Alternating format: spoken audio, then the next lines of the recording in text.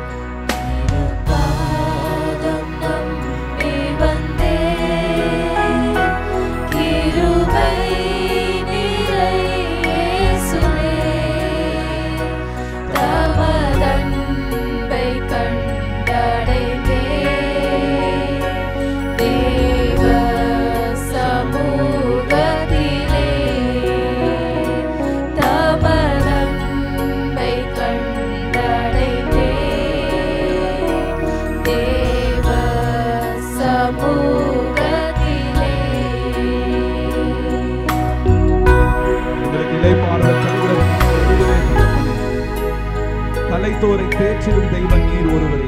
உடைய சிலுவை நிழல் மாத்திரமே எங்கள் தஞ்சம். உடைய சிலுவை மாத்திரமே எங்கள் தஞ்சம். உடைய சிலுவை மாத்திரமே எங்களுக்கு நிஜமாண்டவர்.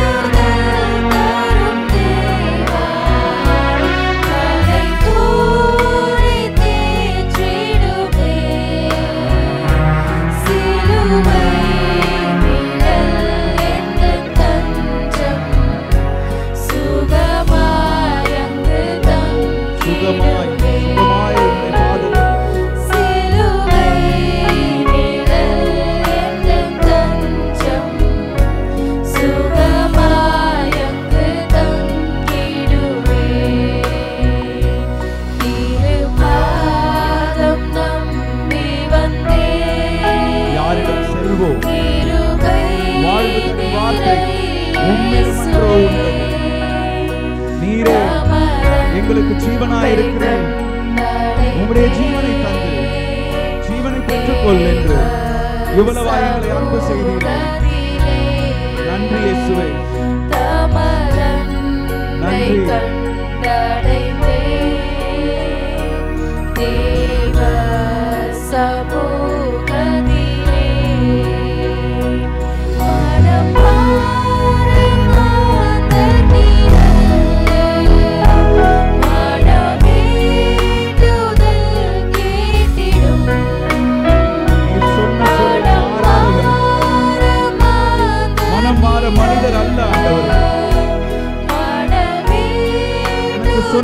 நிச்சயம் நிறைவேற்றி முடிப்பீர். நிச்சயம் நடக்கும். சொன்ன வார்த்தை செய்து முடிப்பீர். அர்ப்பணிக்கிறோம்.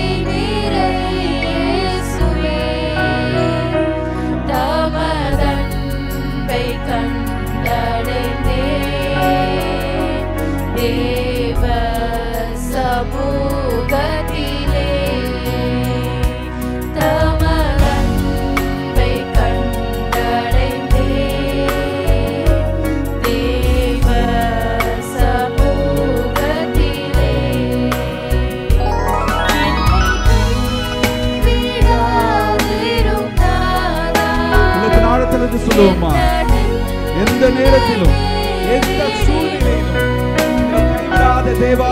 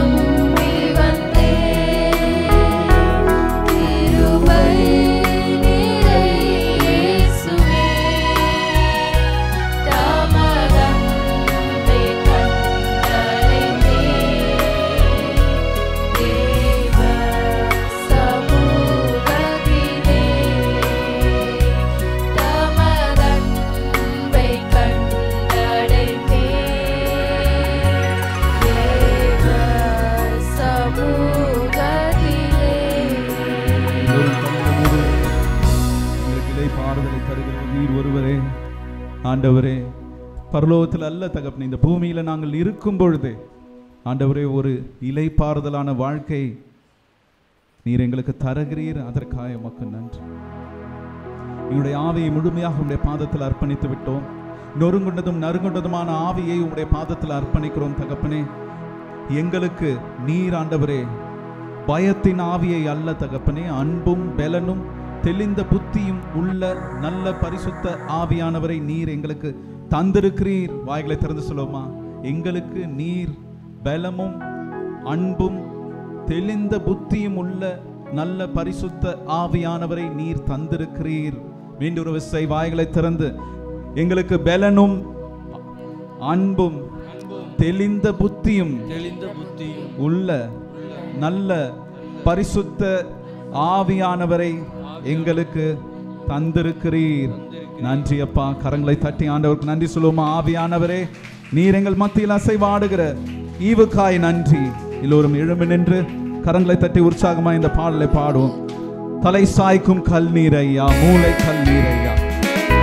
கரங்களை தட்டி உற்சாகமா ஆண்டவருக்கு நன்றி செலுத்துவோம்.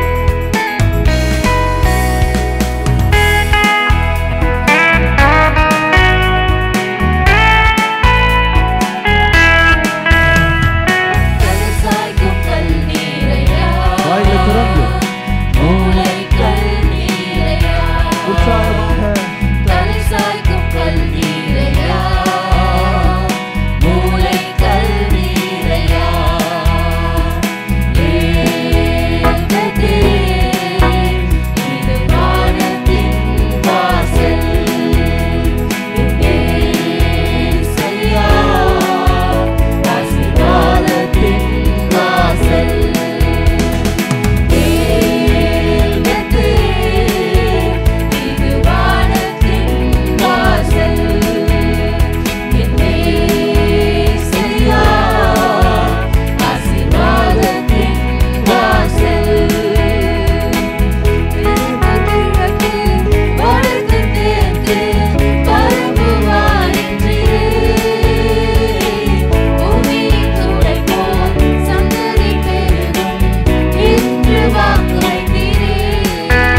சொல்லுவோம்.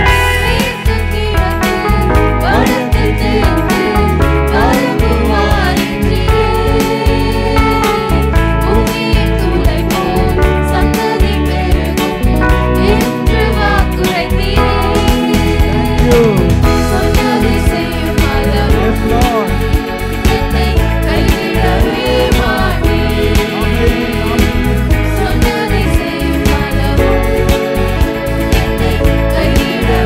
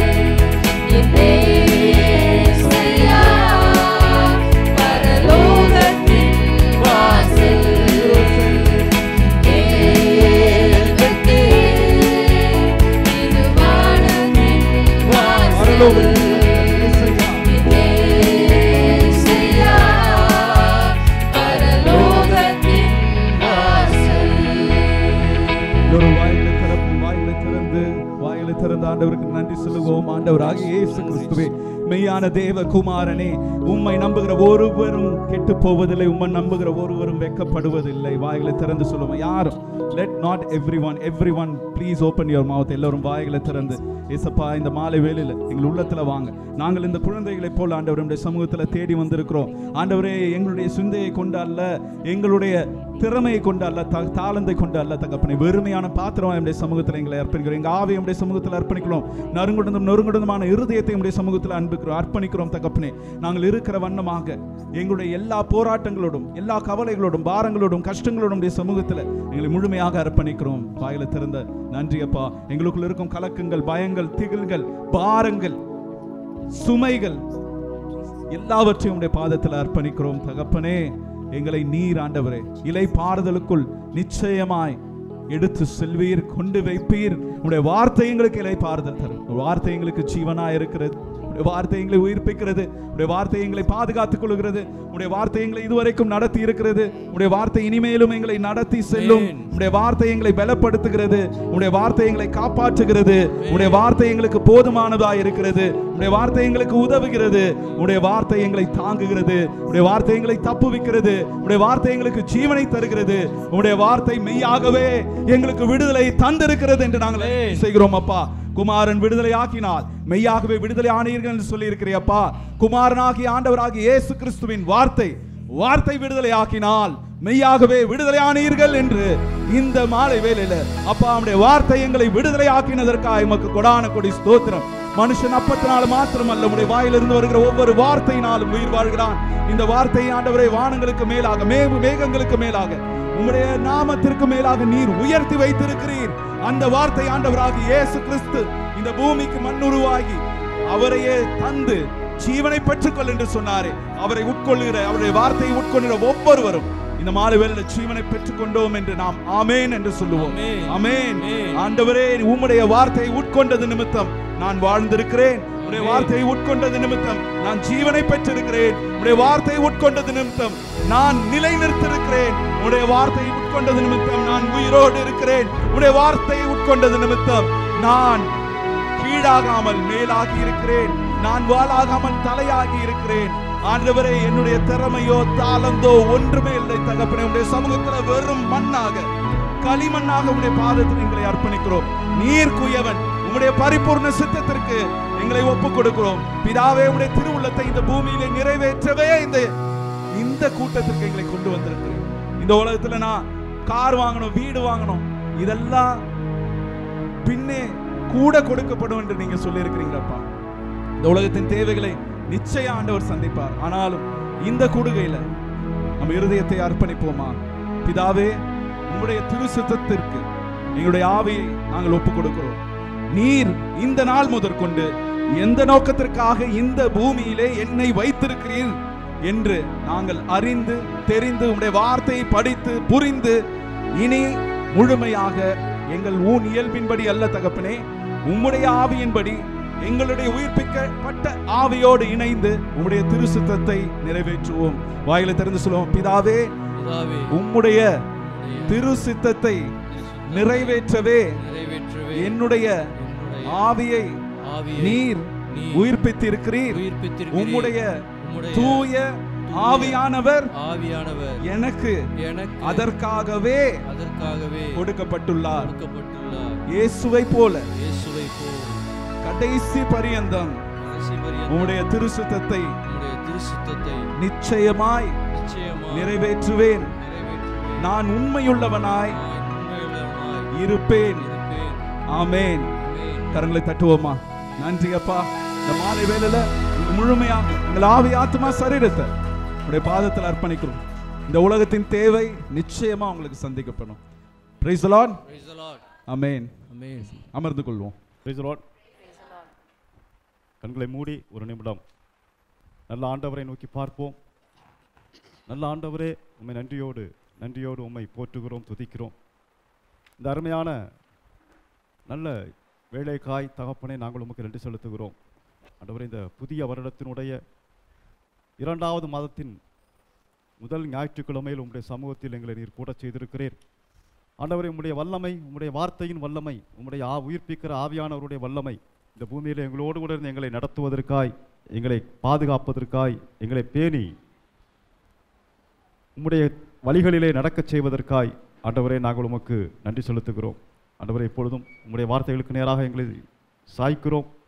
எங்களுடைய இருதயம் பக்கம் சாய்ந்திருக்கத்தக்கதாய் ஆண்டவரை எங்களை ஒப்புக் கொடுக்கிறோம். வந்திருக்கிற எங்கள் ஒவ்வொருவருடைய ஆவி, ஆத்மா, சரீரத்தை என் கடவுளாகிய ஆண்டவர் நீர் பொறுப்படுத்திக் கொள்வீராக என்று சொல்லி, நல்ல ஆவியானவராகிய ஆண்டவர் நீர் பொறுப்படுத்திக் கொள்வீராக என்று சொல்லி, இரட்சகரும் மீட்பருமான ஆண்டவராக இயேசு கிறிஸ்துவின் விலையேறப்பட்ட திருநாமத்தில் ஜெபிக்கிறோம் ஜீவனுள்ள நல்ல பிதாவே, ஆமென். Praise the lord. இதான் கிறிஸ்மஸ் நியூ இயரில் முதல் மீட்டிங் இல்லையா இங்கே? ஸோ எல்லாருக்கும் happy new year. Praise the lord. ஆண்டவராக இயேசு கிறிஸ்துவினுடைய கிருபை, இரக்கம், தயவு நம்மை இம்மட்டும் நடத்தி வந்திருக்கிறது. அதற்காக நாம் நன்றி சொல்லுவோம். ஒரு புதிய மாதத்தினுடைய இப்போ தான் பிறந்துச்சு இல்லையா? ஒரு மாதம், அதுக்குள்ளே ஒரு மாதம் முடிஞ்சிடுச்சு, அடுத்த மாதம் தொடங்கிடுச்சு. ரொம்ப இது தறி அடிக்கிறவங்களுடைய நாடா அந்த இதை காட்டிலும் வேகமாக ஓடுகிறது நாட்கள் என்று சொல்லி ஆண்டோடைய வார்த்தை சொல்லுகிறபடியாய் வெகு வேகமாக நடந்து கொண்டிருக்கிறது. எவ்வளோ வேகமாக நடக்கிறதோ அவ்வளோ வேகமாக ஆண்டவருடைய வருகைக்கு நாம் ஆயத்தம் உள்ளவர்களாக இருக்கணும். இந்த அருமையான ரெஸ்ட் கேம்ப் இந்த 3 நாள் அருமையாக நடந்துச்சு. அந்த 3 நாளும் அநேகருக்கு, எங்கள் எல்லாருக்குமே பிரயோஜனமாக இருந்தது. ஆண்டவருடைய வார்த்தை, ஆண்டவருடைய இரக்கம், ஆண்டவருடைய நடத்துதல் இங்கு காணப்பட்டது. அதற்காய் நாம் ஆண்டவருக்கு நன்றி சொல்லுவோம். இந்த வருடத்துடைய வாக்குத்தத்தம் ஏசாயா 59வது அதிகாரம் 21வது இறைவார்த்தை. ஏசாயா அதிகாரம் 59 இறைவார்த்தை 21. அவர்களுடனே நான் செய்து கொள்ளும் உடன்படிக்கை இதுவே, உன்மேல் இருக்கும் என் ஆவியும் உன் வாயில் நான் வைத்துள்ள என் வார்த்தைகளும் உன் வாயினின்றும் உன் வழிமரபினர் வாயினின்றும் வழி வழி வரும் உன் தலைமுறையினர் வாயினின்றும் இன்றும் என்றென்றும் நீங்கி விடாது என்கிறார் ஆண்டவர். ஆமென். ஆமென். ஆண்டவர் இந்த வருடம் நம் ஒவ்வொருவருக்கும் கொடுத்திருக்கிற இந்த நல் வார்த்தை, அதாவது வருடத்தின் முதல் துவக்கத்தில் வாக்கு தத்துவம் தேவையா இல்லையா என்பதை சொல்லி நாம் அநேக வருடங்கள் பார்த்து கொண்டிருக்கிறோம். நிச்சயமாய், அதாவது எல்லா நாளும் தான் சாப்பிட்றோமே, எதுக்கு 1ஆம் தேதி சாப்பிடணும் அப்படின்னு நினைக்கிறது இல்லை. 1ஆம் தேதி அப்படி போடுவோம். எப்படி சாப்பிடுவோம்? வருஷத்தில் முதல் நாள் கொஞ்சம் சிறப்பாக விருந்தாக இருக்கும். அதுபோல தான் ஆண்டவருடைய வார்த்தை அனுதினம் நமக்கு மன்னாவாக இருக்கிறது, உணவாக இருக்கிறது, உயிராக இருக்கிறது. ஆனால் அந்த ஒரு வருடத்தினுடைய தொடக்கம் என்பது நம்ம எல்லோருக்கும் கொடுக்கப்பட்டிருக்கிற மிகப்பெரிய ஒரு கொடையாக இருக்கிறது. ஆகவே அந்த நாளில் ஆண்டவருடைய வார்த்தை, ஒரு நல் வார்த்தையில் ஒரு வார்த்தையை எடுத்து அந்த வார்த்தையை நம்முடைய வாழ்வாக்குகிறதை நாம் இந்த வருடம் முழுவதும் ஆசீர்வதிக்கப்படுவதற்கு அது நமக்கு ஒரு சக்தியாக, உந்துகோலாக இருப்பதை நாம் அனுபவித்து வருகிறோம். ஆகவே இன்றைய வருடத்தினுடைய வாக்குத்தத்தமாக ஆண்டவர் நமக்கு கொடுத்திருப்பது, உன்மேல் இருக்கும் என் ஆவியும் உன் வாயில் நான் வைத்துள்ள என் வார்த்தைகளும் உன் வாயினின்றும் உன் வழிமரபினர் வாயினின்றும் வழி வழி வரும் உன் தலைமுறையினர் வாயினின்றும் இன்றும் என்றென்றும் நீங்கி விடாது என்கிறார் ஆண்டவர். ஆண்டவர் சொல்லிவிட்டு, இது நான் அவர்களோடு கூட செய்து கொள்ளுகிற உடன்படிக்கை அப்படின்னு சொல்லி சொல்றாரு. அந்த உடன்படிக்கைன்னா என்ன? 2 பேர் செய்து கொள்ளக்கூடிய ஒரு காரியம் இல்லையா? அந்த ஒரு அக்ரிமெண்ட்ல, ஒரு உடன்படிக்கையில 2 பேர் தேவைப்படுறாங்க. சரியா? ஒரு கொடுப்பவர், இன்னொன்று வாங்குபவர், அல்லது இன்னொன்று ஏற்றுக்கொள்பவர், இன்னொன்று பெற்றுக்கொள்பவர், இப்படின்ட்டு 2 நபர்கள் தேவைப்படுகிறார்கள். இப்போ நமக்கு நன்றாக தெரியும், நம்மோடு கூட உடன்படிக்கை செய்கிற ஆண்டவர் எப்படிப்பட்டவர்? சொன்ன சொல் மாறாதவர். அதுல நமக்கு எந்த விதமான சந்தேகமும் கிடையாது. நம்ம ஏதாவது இப்போ 2 பேர் உடன்படிக்கை பண்றாங்கன்னா, ஒரு உடன்படிக்கை பண்ணக்கூடிய ஆள் எப்படிப்பட்டவர் என்பதில் ஒரு மிக முக்கியமான கவனம் இருக்கணும் இல்லையா? ஒரு நமக்காக ஒரு சொல்றாருன்னு வச்சுங்க, நீ பயப்படாத, நான் உனக்கு கூட வர்றேன் அப்படின்னு சொன்னா, நம்ம முழுசா நம்பணும் அப்படின்னு சொன்னா அந்த நபர் எப்படிப்பட்டவராக இருக்கணும்? இதற்கு முன்னதாக அப்படிப்பட்ட ஒரு நிலைகளை உடையவராக இருக்கணும். சரியா? அது போல ஆண்டவரை பொறுத்தளவில் நமக்கு காலம் ஊழி காலமாக, ஏன் இந்த உலகம் படைக்கப்பட்ட நாள் முதற்கொண்டு அவர் உண்மை உள்ளவராக இருக்கிறார். அவர் வாக்கு மாறாதவராக இருக்கிறார். அவர் எந்த விதத்திலும் சொன்ன சொல்லை மாற்றி சொல்லாதவராக இருக்கிறார். ஆகவே நமக்கு அது சந்தேகமே வேண்டாம். இப்போ ஒரு ஆள் கரெக்டாக இருக்கிறாங்க, சரியா? உடன்படிக்கையில். அப்போ அடுத்த ஆள் யாரு? இந்த வார்த்தையை யாரெல்லாம் இது என்னுடையது என்று சொல்லி ஏற்றுக்கொள்கிறோமோ, யாரெல்லாம் இது எனக்குரியது என்று சொல்லி நாம் அங்கீகரித்துக் கொள்கிறோமோ, இந்த வார்த்தையின்படியே தான் எனக்கு ஆகும் என்று சொல்லி நாம் அதை விசுவசிக்கிறோமோ, அவர்கள் இன்னொரு பக்கமாக இருக்கிறார்கள். அப்போ 2 பேருமே சரியாக இருக்கும் பொழுது இந்த உடன்படிக்கை என்னவாகும்? செயல்பட ஆரம்பிக்கும். சரியா? ஆகவே தான் இந்த வருடத்தில் ஆண்டவர் சரியாக இருக்கிறார், ஆண்டவர் நல்லவராக இருக்கிறார், ஆண்டவர் உண்மை உள்ளவராக இருக்கிறார் அப்படின்னு சொன்னால் நான் என்னுடைய பங்கை என்ன செய்ய வேண்டும்? இந்த வார்த்தையை சுதந்திரித்துக் கொள்வதற்கு. இப்போ இதில் உள்ள ஆசீர்வாதம் என்ன? இதில் இருக்கக்கூடிய மிகப்பெரிய ஆசீர்வாதம் என்ன? உன்னுடைய சந்ததி எப்படி இருக்கும்? ஆசீர்வாதமாக இருக்கும். இந்த வாயின் வார்த்தைகளுக்குள்ளாக உன்னுடைய இந்த வார்த்தையானது சந்ததி சந்ததியாய், இந்த என்னுடைய ஆவியானவர் சந்ததி சந்ததியாய் என்ன பண்ணுவார்? உங்களுடைய பிள்ளைகளின் பிள்ளைகள் வரைக்கும் தொடர்ந்து செல்வார் அப்படின்னு சொல்லி ஆண்டவர் சொல்லியிருக்கிறார் இல்லையா? நமக்கு ஏற்கனவே எல்லாருக்கும் தெரியும் இந்த வசனம். நான் 1000 தலைமுறை மட்டும் உங்களை ஆசீர்வதிப்பேன் அப்படின்னு இருக்கார். அப்போ அந்த ஆசீர்வாதம் 1000 தலைமுறை கடந்து வருகிறது அப்படின்னு சொல்லி சொன்னா ஆண்டவர் ஆசீர்வதிப்பதற்கு ஒரு காரியம் இருக்கிறது. அது என்னவென்று சொன்னால் அவருடைய வார்த்தையும் அவருடைய ஆவியும். சரியா? இந்த வார்த்தையும் ஆவியும் ஒருவருடைய இருதயத்திற்குள்ளாக இருந்து வாயின் வழியாக வெளிப்படும் பொழுது என்ன நடக்கிறது அப்படின்னு சொன்னால் அவர்களுடைய வாழ்க்கை ஆசீர்வாதமாக மாறுகிறது. இதைத்தான் ஆண்டவருடைய வார்த்தை சொல்கிறது. ஆசீர்வாதம் என்பது இம்மைக்குரிய காரியம் மாத்திரமல்ல, மறுமைக்குரியதாக. முதலாவது மறுமைக்குரியது, முதலாவது பரலோகத்திற்குரியது. முதலாவது நாம் ஒரு பயணத்தில் இருக்கிறோம். இந்த பயணப்படுகிற இந்த திருச்சபை ஒரு நாள் எங்கு செல்ல வேண்டும்? நம்முடைய இலக்கை சென்று அடைய வேண்டும். அப்படி நாம் போவதற்கு எங்கிருந்து நாம் ஆயத்தம் பண்ணப்படுகிறோம் அப்படின்னு சொன்னால் இந்த உலகத்தில் ஆயத்தம் பண்ணப்படுகிறோம். அப்போ இந்த உலகத்தில் நாம் ஆயத்தம் பண்ணப்படும் பொழுது இந்த உலகத்தின் காரியங்களில் நாம் சிக்கி உழண்டு தவித்து விழுந்து விட்டால் நம்முடைய ஆயத்தம் என்ன, பயணம் என்ன ஆயிரும்? 100% நின்று போய்விடும். சரியா? ஒரு மனிதன் இந்த உலகத்தில் கஷ்டத்திலையும் நஷ்டத்திலையும் பிரச்சனையும் நோயிலையும் உழண்டு கொண்டே இருப்பான்னு சொன்னால் அவனால் என்ன பண்ண முடியாது? ஆண்டவரை தேட முடியாதுல்ல, உண்மையாய் தேட முடியாது. சரியா? பல கேள்விகளுக்கும் பல துன்பங்களுக்கும் நல்லா இருக்கும்போது ஜெபம் பண்ணுறோம், உடம்பு சரியில்லைன்னா என்ன பண்ணுறோம்? ஜெபம் பண்ண முடியலை. அப்படி இல்லைன்னா என்ன பண்ணுவோம்? படுத்துக்கிட்டே ஜெபம் பண்ணுவோம். ஆண்டவரே ஜுரமாக இருக்குது அப்படின்னு சொல்லிட்டு. ஆனாலும் சில நேரங்கள் என்ன பண்ண முடியல, நம்மளால் ஜெபத்தை ஒழுங்காக பண்ண முடியல. ஆகவே உடல்நலம் என்பது, சரீர சுகம் என்பது, நம்முடைய பொருளாதாரம் என்பது இந்த பூமியிலே ஆண்டவர் அவருடைய பிள்ளைகளுக்கு தருவதாக வாக்களித்திருக்கிறது. ஏனென்றால் அப்பொழுதுதான் அவர்கள் சோர்ந்து போக மாட்டார்கள் என்பது ஆண்டவருக்கு தெரியும். சரியா? அப்படி ஒருவேளை சுகமோ அல்லது மற்ற இந்த காரியங்களோ, இந்த உலகத்திற்குரிய காரியங்களோ தேவையில்லை என்று சொல்லி சொன்னால் ஆண்டவராக இயேசு கிறிஸ்து என்ன பண்ணியிருப்பார்?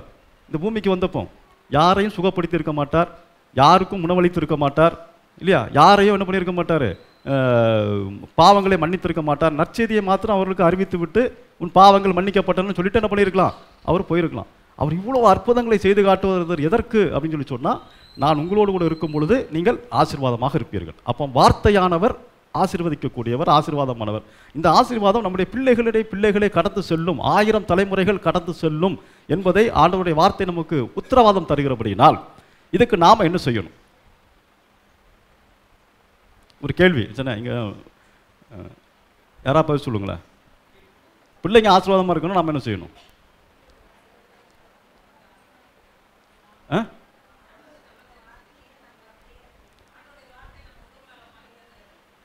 பிள்ளைங்க நல்லா இருக்குன்னா சொத்து சேர்த்து வைக்கணும், சொல்ல மாட்டீங்களா? என்ன கேட்குற இடம் அப்படி இல்லையா? இதை ஒரு பேங்கில் வச்சு கேட்டிருந்தோம் நான் சொல்லியிருப்போம், நிறைய பணம் சேர்த்து வச்சுருக்கணும் அப்படின்னு. நான் ஆண்டோட சமூகத்தில் உண்மை, அதுதான் உண்மை. எந்த அளவுக்கு நாம் சொத்தோ பொருளோ பணமோ சேர்த்து வைப்பதை காட்டிலும் பிள்ளைகளுக்கு ஆண்டவரை சேர்த்து வைப்பது நம்முடைய கடமையாக இருக்கிறது. சரியா?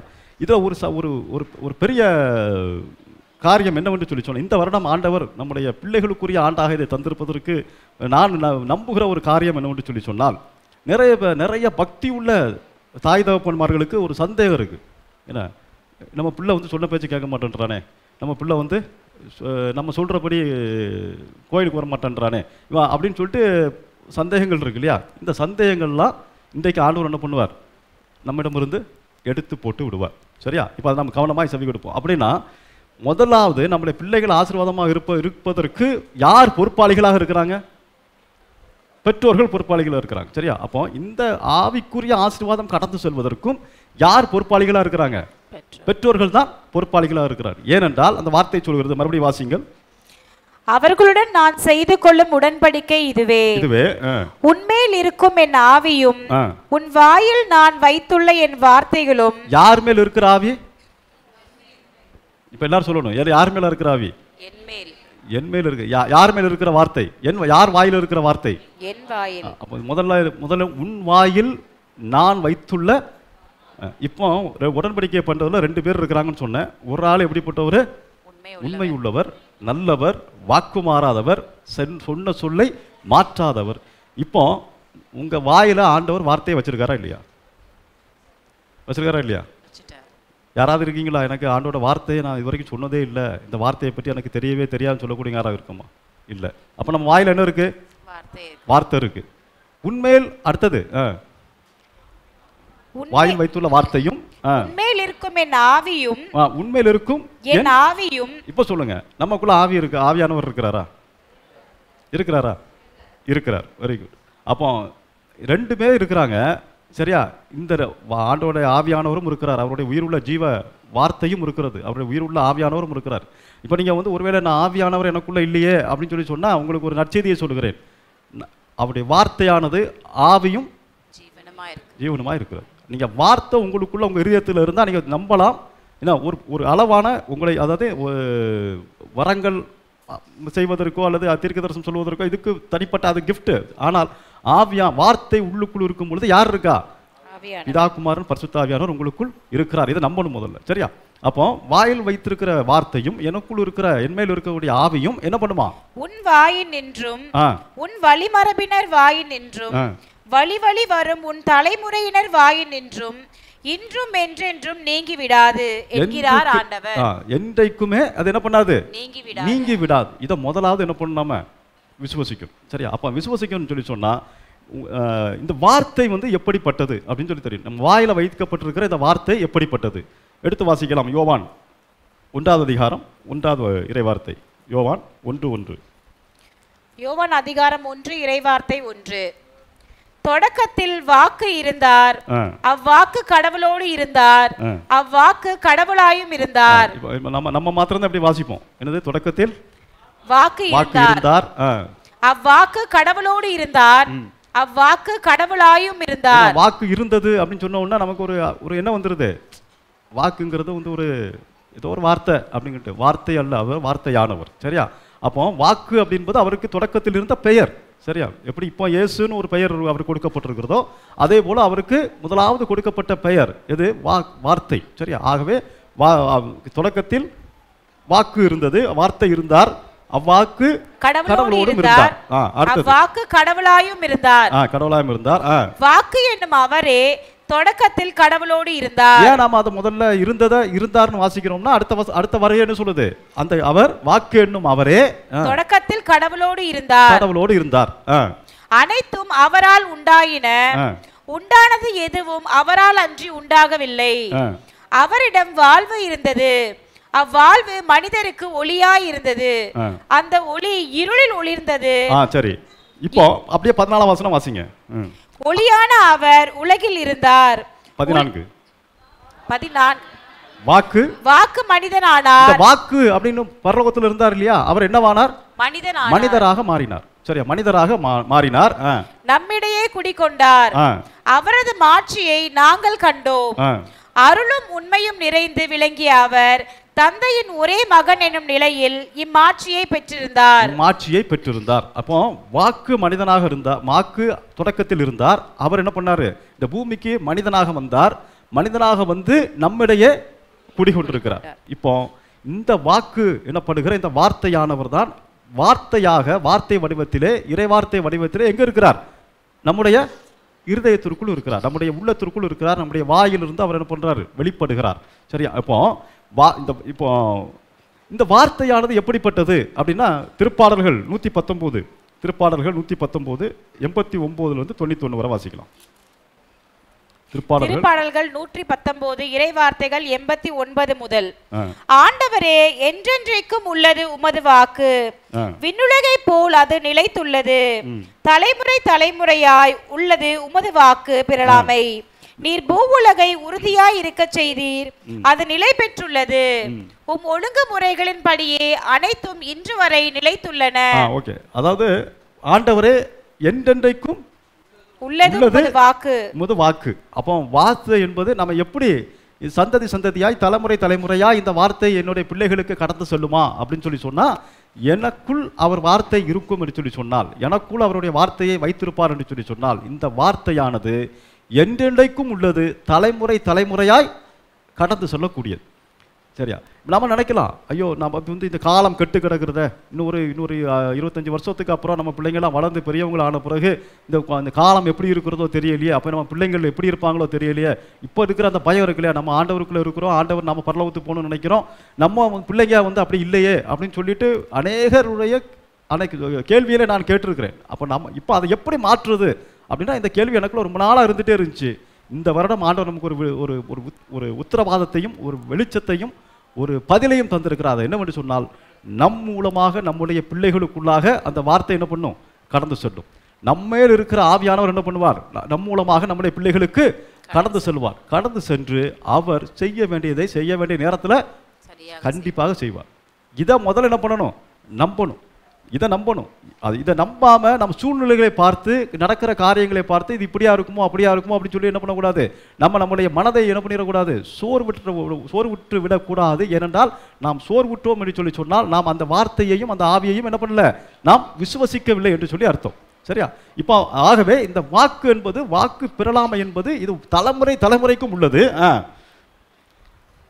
விண்ணுலகை போலது நிலைத்துள்ளது. நீர் பூவுலகை உறுதியாய் இருக்க செய்தீர், அது நிலை பெற்றுள்ளது. தலைமுறை தலைமுறையா என்ன இருக்குதா, இந்த வார்த்தை நிலைத்திருக்கிறதா. இந்த வார்த்தை எப்படிப்பட்டது, தலைமுறை தலைமுறையா நிலைத்திருக்கிறது. அப்போ இந்த வார்த்தைக்கு இப்படிப்பட்ட ஒரு தன்மை இருக்குன்னு சொல்லி சொன்னா, நான் முதல்ல செய்ய வேண்டியது என்ன, விசுவசிக்கணும், நம்பணும். என் பிள்ளைகள் நன்றாக இருக்க வேண்டும் என்பதற்காக படிக்க வைக்கணும், நம்ம செய்ய வேண்டிய காரியங்கள்லாம் நம்ம செய்கிறோம், எல்லாத்துக்கும் நம்ம வந்து முயற்சி எடுக்கிறோம். நம்முடைய வழியாக நம்முடைய சந்ததிகளுக்கு, நம்முடைய பிள்ளைகளுக்கு இந்த காரியங்கள் தொடர்ந்து செல்வதற்கு நாம் என்ன செய்கிறோம் அப்படின்னா, நமக்குள்ள நாம் ஆண்டவருடைய வார்த்தை இவ்வளவு என்றென்றைக்கும் நிலைத்திருக்கிற இந்த வார்த்தை, தலைமுறை தலைமுறையாக நிலைத்திருக்கிற இந்த வார்த்தை கடந்து செல்வதற்கு நாம் என்ன செய்கிறோம் அப்படின்னா, இந்த வார்த்தை முதலாவது எனக்குள் இருக்க வேண்டும். சரியா? முதலாவது இந்த வார்த்தை நமக்குள் இருந்தாலொழியே என்ன பண்ணாது, இந்த வார்த்தை பிறருக்கு கடந்து செல்லாது. சரியா? இன்றைக்கி நமக்கு வந்து பிள்ளைங்க, ஒரு பிள்ளைங்க 2 பிள்ளைங்க இருக்கலாம், இல்லை 3 பிள்ளைங்க இருக்கலாம். ஏன்னா அவ்வளோதான், 3 பிள்ளைங்களாம் இருக்கிறது பெரிய அபூர்வம்னு நினைக்கிறேன்ல. ஞான பிள்ளைங்க இருக்கும்ல நமக்கு, நம்ம கத்தோலிக்கர்களுக்கு ஒரு மிகப்பெரிய இது அப்படின்னு நினைக்க ஞான பிள்ளைங்க. சரியா? ஞான பிள்ளைங்க நிறைய இருக்கும். இப்போ எனக்கெல்லாம் எத்தனை 1 2 3 4 5 பேர் இருக்காங்க. சரியா? 5 ஞான பிள்ளைங்க இருக்கிறாங்க. இப்போது விசுவசிக்கணும். நம்முடைய சந்ததி என்பது நாம் ஆவிக்குரிய காரியங்களை பேசிக் கொண்டிருக்கிறபடியினால், ஆவிக்குரிய காரியங்களிலே நாம் நிலை கொண்டிருக்கிறபடியினால், நம் வாயிலாக இந்த சந்ததியையும், இந்த நம்முடைய ஆவிக்குரிய பிள்ளைகளாக இருக்கிறவருடைய சந்ததியையும் என்ன பண்ணும், இந்த வார்த்தை தொடர்ந்து செல்லும் சொல்லி நாம் நம்பணும். இது நம்ப இயலாவிடில் என்ன பண்ணாது, இதனுடைய பலனை நம்மளால் என்ன பண்ண முடியாது, பார்க்க முடியாது. இது நம்ம நம்பலை அப்படின்னு சொல்லி சொன்னால் என்ன பண்ண முடியாது, இதனுடைய பலனை நம்மால் பார்க்க முடியாது. ஆகவே தான் சொல்கிறேன். ஏனென்றால் அவர் வந்து வார்த்தையும் நிலையானது, அடுத்தது வாக்கு பிறலாமையும் எப்படிப்பட்டது, நிலையானது. அவர் ஒரு நேரம் சொல்லிட்டார்ல, 2000 வருஷத்துக்கு முன்னாடி சொன்னது தான். 6000 வருடங்களுக்கு முன்னதாக சொன்னது தான். 6000 வருடங்களுக்கு உலகம் தோன்றுவதற்கு பல்லாயிரக்கணக்கான வருடங்களுக்கு முன்னதாக சொன்னார். சூரியனும் சந்திரனும் இப்படி தான் சுற்றி வரணும்னு சொல்லிட்டு, இன்னைக்கு வரைக்கும் எப்படி இருக்கு, அது அப்படி தான் சுற்றி வருது. சரியா? நட்சத்திரங்கள் இரவில் தான் தோன்ற வேண்டும் என்று சொல்லி அவர் கால கணக்கை நிர்ணயித்தார். இன்றைக்கு வரைக்கும் எப்படி இருக்கு, அப்படித்தான் இருக்கு. என்ன, அப்போ அவர் சொன்னதை அவர் ஒரு நாளும் மாற்றி சொல்பவர் அல்ல. அவர் சொன்னபடியே மற்றவை எல்லாம் கீழ்ப்படிந்திருக்கும் பொழுது பின்ன அப்போ நமக்கு வந்து நம்ம சொல்றது மாத்திரம், நமக்கு சொன்னதை மாத்திரம் நடக்காம போயிருமா? ஏன் யோசித்து பார்க்கணும். எப்படி ஆண்டவரை நம்புறது? சந்திரன் சூரியன் நம்ப முடிகிறது. சரியா? சந்திரனை சூரியனை நம்ப முடிகிறது. அப்போ வந்து நம்முடைய வாழ்க்கையில் அவர் ஆண்டவர் சொல்லுகிற காரியம் மட்டும் எப்படி நம்ப முடியாமல் போய்விடும் இல்லையா? மாமரத்தில் பழம் மாத்திரம்தான் என்ன பண்ணுது, வருது. சரியா? மாறி என்றைக்காவது நீங்கள் உங்கள் வீட்டில் ஏதாவது மாறி வந்திருக்கா? இல்லை. அப்போ தொடக்கத்தில் அவர் எவ்வாறு படைத்தாரோ, எவ்வாறு உருவாக்கினாரோ அது மாத்திரம்தான் நடந்துக்கிட்டே இருக்கு. வாக்கு பிறலாமல் நடந்து கொண்டிருக்கிறது, அவருடைய வார்த்தைக்கு மாறாமல் நடந்து கொண்டிருக்கிறது. அப்படின்னு சொன்னால் அவர் சொல்லியிருக்கிற வார்த்தை நம்முடைய உள்ளத்திலே, நம்முடைய வாழ்க்கையிலே நடக்குமா நடக்காதா? இப்போ செய்ய வேண்டியது என்ன? உன்மேல் வைத்த வார்த்தை என்பது என்னன்னு சொன்னால், என் மேல் ஆண்டவர் வார்த்தையை வைத்திருக்கிறார், நான் இந்த வார்த்தையை நம்புகிறேன், இந்த வார்த்தையின்படியே எனக்கு ஆகும் என்று சொல்லி நாம் விசுவசிக்க வேண்டும். சரியா? விசுவசிக்கும் போது இந்த வார்த்தை என்ன பண்ணும்? அழகா வேலை செய்ய ஆரம்பிக்கும். சரியா? இப்போ அடுத்தது வாசிங்க. அது நீர் பூவுலகை உறுதியாக இருக்க செய்தீர், அது நிலை பெற்றுள்ளது. ஒழுங்குமுறைகளின்படியே அனைத்தும் இன்று வரை நிலைத்துள்ளன, ஏனெனில் அவை உமக்கு ஊழியம் செய்கின்றன. அவை உமக்கு ஊழியம் செய்யணும். அவர் என்னெல்லாம் சொன்னாரோ, சூரியன், நட்சத்திரம், சந்திரன், எல்லா கோள்கள், அண்ட சராசரங்கள், புவியீர்ப்பு விசை, காற்று எல்லாமே அவர் சொன்னபடி என்ன பண்ணிட்டு இருக்கு? வேலை செஞ்சுக்கிட்டு இருக்கு. ஆனால் அது அவைதான் அப்படி அவர் சொன்னபடி கீழ்ப்படிவது தான் அவருக்கு ஊழியம் செய்வதாக இருக்கிறது. ஆனால் மனிதன் மாத்திரம்தான் என்ன பண்ற? வார்த்தைக்கு கீழ்ப்படுகிறோமா? நிறைய நேரங்களில் கீழ்ப்படிய இயலவில்லை அப்படின்னு கூட சொல்லிடலாம். சரியா? அப்போ ஆனால் ஆண்டவர் என்ன சொல்கிறார்? நாம் கீழ்ப்படியா விட்டாலும் நாம் விசுவசித்தோம் என்று சொன்னால் நம்மை கீழ்ப்படிய செய்யக்கூடிய வல்லமையாகிய ஆவியானவருடைய வல்லமை நம்ம என்ன பண்ணோம்? அவருக்கு ஏற்றபடி நம்மை நடத்தி அவர் விரும்புவதை என்ன பண்ணும்? செய்யும். எடுத்து வாசிக்கலாம். ஏசாயா 55, ஏசாயா 55:11 வாசிக்கலாம். ஏசாயா அதிகாரம் 55 இறைவார்த்தை 11. அவ்வாறே என் வாயிலிருந்து புறப்பட்டு செல்லும் வாக்கும் இருக்கும், அது என் விருப்பத்தை செயல்படுத்தி எதற்காக நான் அதை அனுப்பினேனோ அதை வெற்றிகரமாக நிறைவேற்றாமல் வெறுமையா என்னிடம் திரும்பி வருவதில்லை. எப்படின்னா என்ன? எதிர் போல அவ்வாறே. எவ்வாறே? உங்களுக்கு தெரியும், மழை விழுந்தா எப்படி செடிகள்லாம் முளைக்குதோ, அது எப்படி மழை விழுந்ததுன்னா காய்ந்த இடத்துல இருக்கக்கூடிய இடம் கூட மழை விழுந்தோன்னு என்ன ஆகும்? வெயில் காலத்தில் ஒன்றுமே இருக்காது. ஆனால் மழை விழுந்தோடனே பச்சை பச்சைன்னு இது பண்ண ஆரம்பிச்சிடும். அதுக்கு எந்த அளவிற்கு அந்த உயிரளிக்கக்கூடிய அந்த வல்லமை இருக்கிறதோ அதே போல மழையை போல அதை விட வல்லமையான என்னுடைய வார்த்தை என்ன பண்ணும்? நான் செய்ய விரும்புவதை செயல்படுத்தி எதற்காக நான் அதை அனுப்பினேனோ அதை வெற்றிகரமாக நிறைவேற்றி என்ன பண்ணும்? என்னிடம் திரும்பி வரும் அப்படின்ற வார்த்தைக்கு அழிவு கிடையாது. சரியா? வார்த்தைக்கு அழிவு கிடையாது. அப்போ இந்த வார்த்தை ஏனென்றால் அது வார்த்தையானவர் கடவுள். சரியா? அப்போ அந்த வார்த்தையானது நமக்குள்ளாக வந்து செய்ய வேண்டியதை செய்து திரும்பவும் என்ன பண்ணுது? அவரிடமே திரும்பி போகிறதாக இருக்கிறது வார்த்தை. அப்போ இவ்வளவு இந்த வார்த்தைக்கு இவ்வளவு பெரிய வல்லமை இருக்கிறது. இந்த வல்லமை உள்ள வார்த்தையை தான் ஆண்டவர் என்ன பண்ணியிருக்கிறார்? நம்முடைய வாயிலே வைத்திருக்கிறார். அப்போ எதுல வச்சிருக்கிறாரு? நம்ம நல்லா கவனமா கவனிச்சுக்கணும். எங்க வச்சிருக்கிறாரு? வாயில வச்சிருக்கு. இருதயத்தை வச்சிருக்காரா? வாயில வச்சிருக்கிறாரா? வாயில் வைத்திருக்கிறார். இருதயத்தின் நிறைவினால் வாய் பேசும். அது அப்புறம் பார்ப்போம். சரியா? ஆனா ஆண்டவர் சொல்றது இப்ப நம்ம கீழ்ப்படிவோம். எங்க வச்சிருக்கிறாரு? வாயில வச்சிருக்கிறார். அப்போ வந்து வாய் எவ்வளவு முக்கியம் அப்படிங்கிறத வந்து என்ன பண்ணுங்க? கவனமா பார்த்து இது பண்ணிக்கங்க. சரியா? இப்போ இந்த வார்த்தை எப்படிப்பட்டது? நம் வாயில வைத்திருக்கிற இந்த வார்த்தை எப்படிப்பட்டது? 2 தீமோத்தேயு 3வது அதிகாரம் 2 தீமோத்தேயு 3வது அதிகாரம் 16-17 எடுத்து வாசிக்கலாம். 2 தீமோத்தேயு அதிகாரம் 3 16-17 இறைவார்த்தை 16-17. மறைநூல் அனைத்தும் கடவுளின் தூண்டுதல் பெற்றுள்ளது.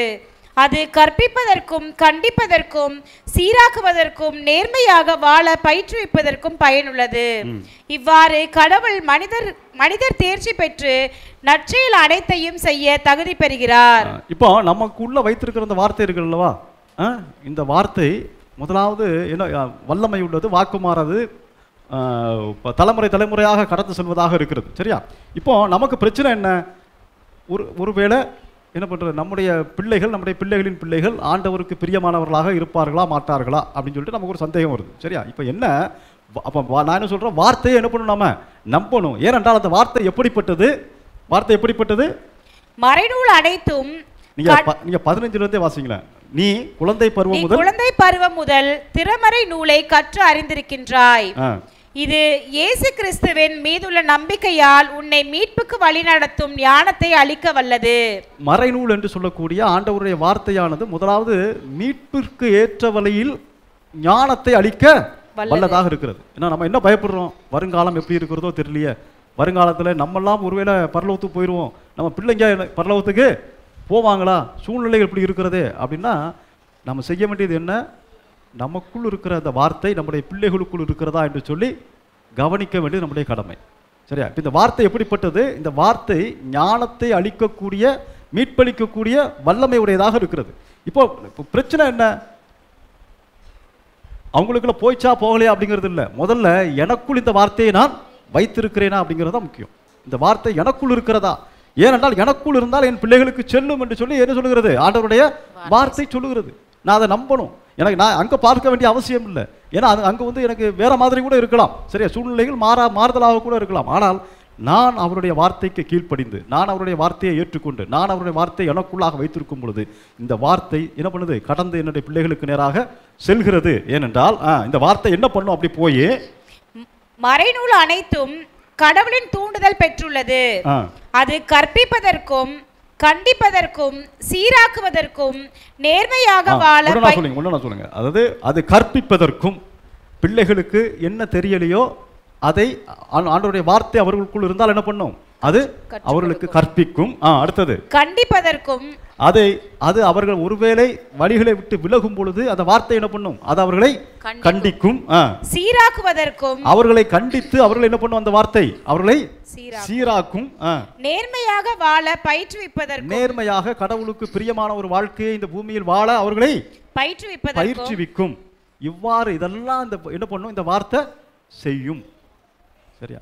இப்போ இதுக்கெல்லாம் மாறா இருக்குன்னு வச்சுக்கோங்க. இதுக்கெல்லாம் மாறா இருக்கு அப்படின்னா யார் பொறுப்பு? நான் உங்களை குற்றம் சாட்டலை, என்னையும் குற்றம் சாட்டலை. சரியா? வார்த்தையின்படி யார் பொறுப்பு? நம்ம ஒரு நாள் பிள்ளைங்களை என்ன சொல்லியிருக்கிறோம்?